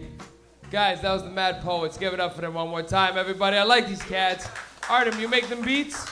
Arden Fresh makes them beats. Did you make all three? This guy's a horse, Doug Zine. Arden is the man. Nice work, bro. This guy made all three of those beats from scratch. Yeah, man. You guys are gonna be good. You're opening up for Styles P. Remember when Styles P was huge? These guys are opening up for there was a day. No, there wasn't. Trust, people love Styles P. And Slum Village. Oh, what's left of them? Or, just these are musical jokes. 4 people got them. 3 of them are in the band. No. I feel like an asshole when I wear this thing, you know? I wore it today to go out for dinner to my mother's thing. Do I look all right? Imagine I did comedy in this. I wouldn't get away with it. You can't do pot comedy in this. I look like a professor, like some shitty professor that sleeps with all the chicks. Hey, what's the answer? It is cock. No, that's fucked. I'm not going to do bits. Somebody like the bit. Did you guys have a good time this week? Yeah. That's good enough for me. I'm not going to be here next week. Like I said, I'm going to St. John's. I fly out. Everybody forgot. No, everybody forgot. They're like, why? Oh, yeah. Thursday morning. There you go. See, one guy's paying attention. It's going to be all right. I fly Porter. You ever fly Porter? It's all right. All I do is hear that song. Whatever. Someone farted. Isn't that the worst when you move a table and it sounds like a fart and everyone looks at you like, oh, what a piece of shit. You're like, it's the fucking table. And then you move the table and nothing happens. I'm not doing bits. That was your show. This guy's dropping bags. Tex, you have a good time tonight? Great time. Yeah, you want a pipe. I knew. Oh, I thought that was going to fall too. We're okay, wait. If anything, I'm blaming DNA for that. It's been Stoner Sundays. You guys have been great. Thank you for sticking around. Guys, check out their music. They got CDs. I've been Mike Rita. Thank you so much. Love your mother.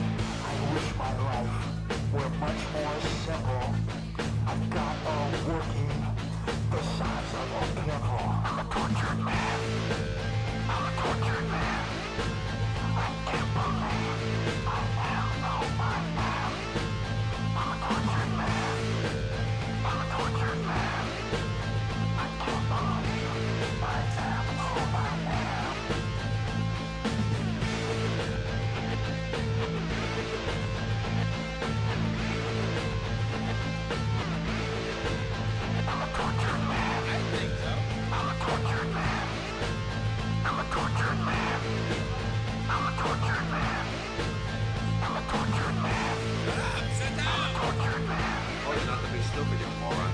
Just think it for a minute. Should I trade half my money for 10 times as much sex? It's an equation from hell. It's an equation from hell.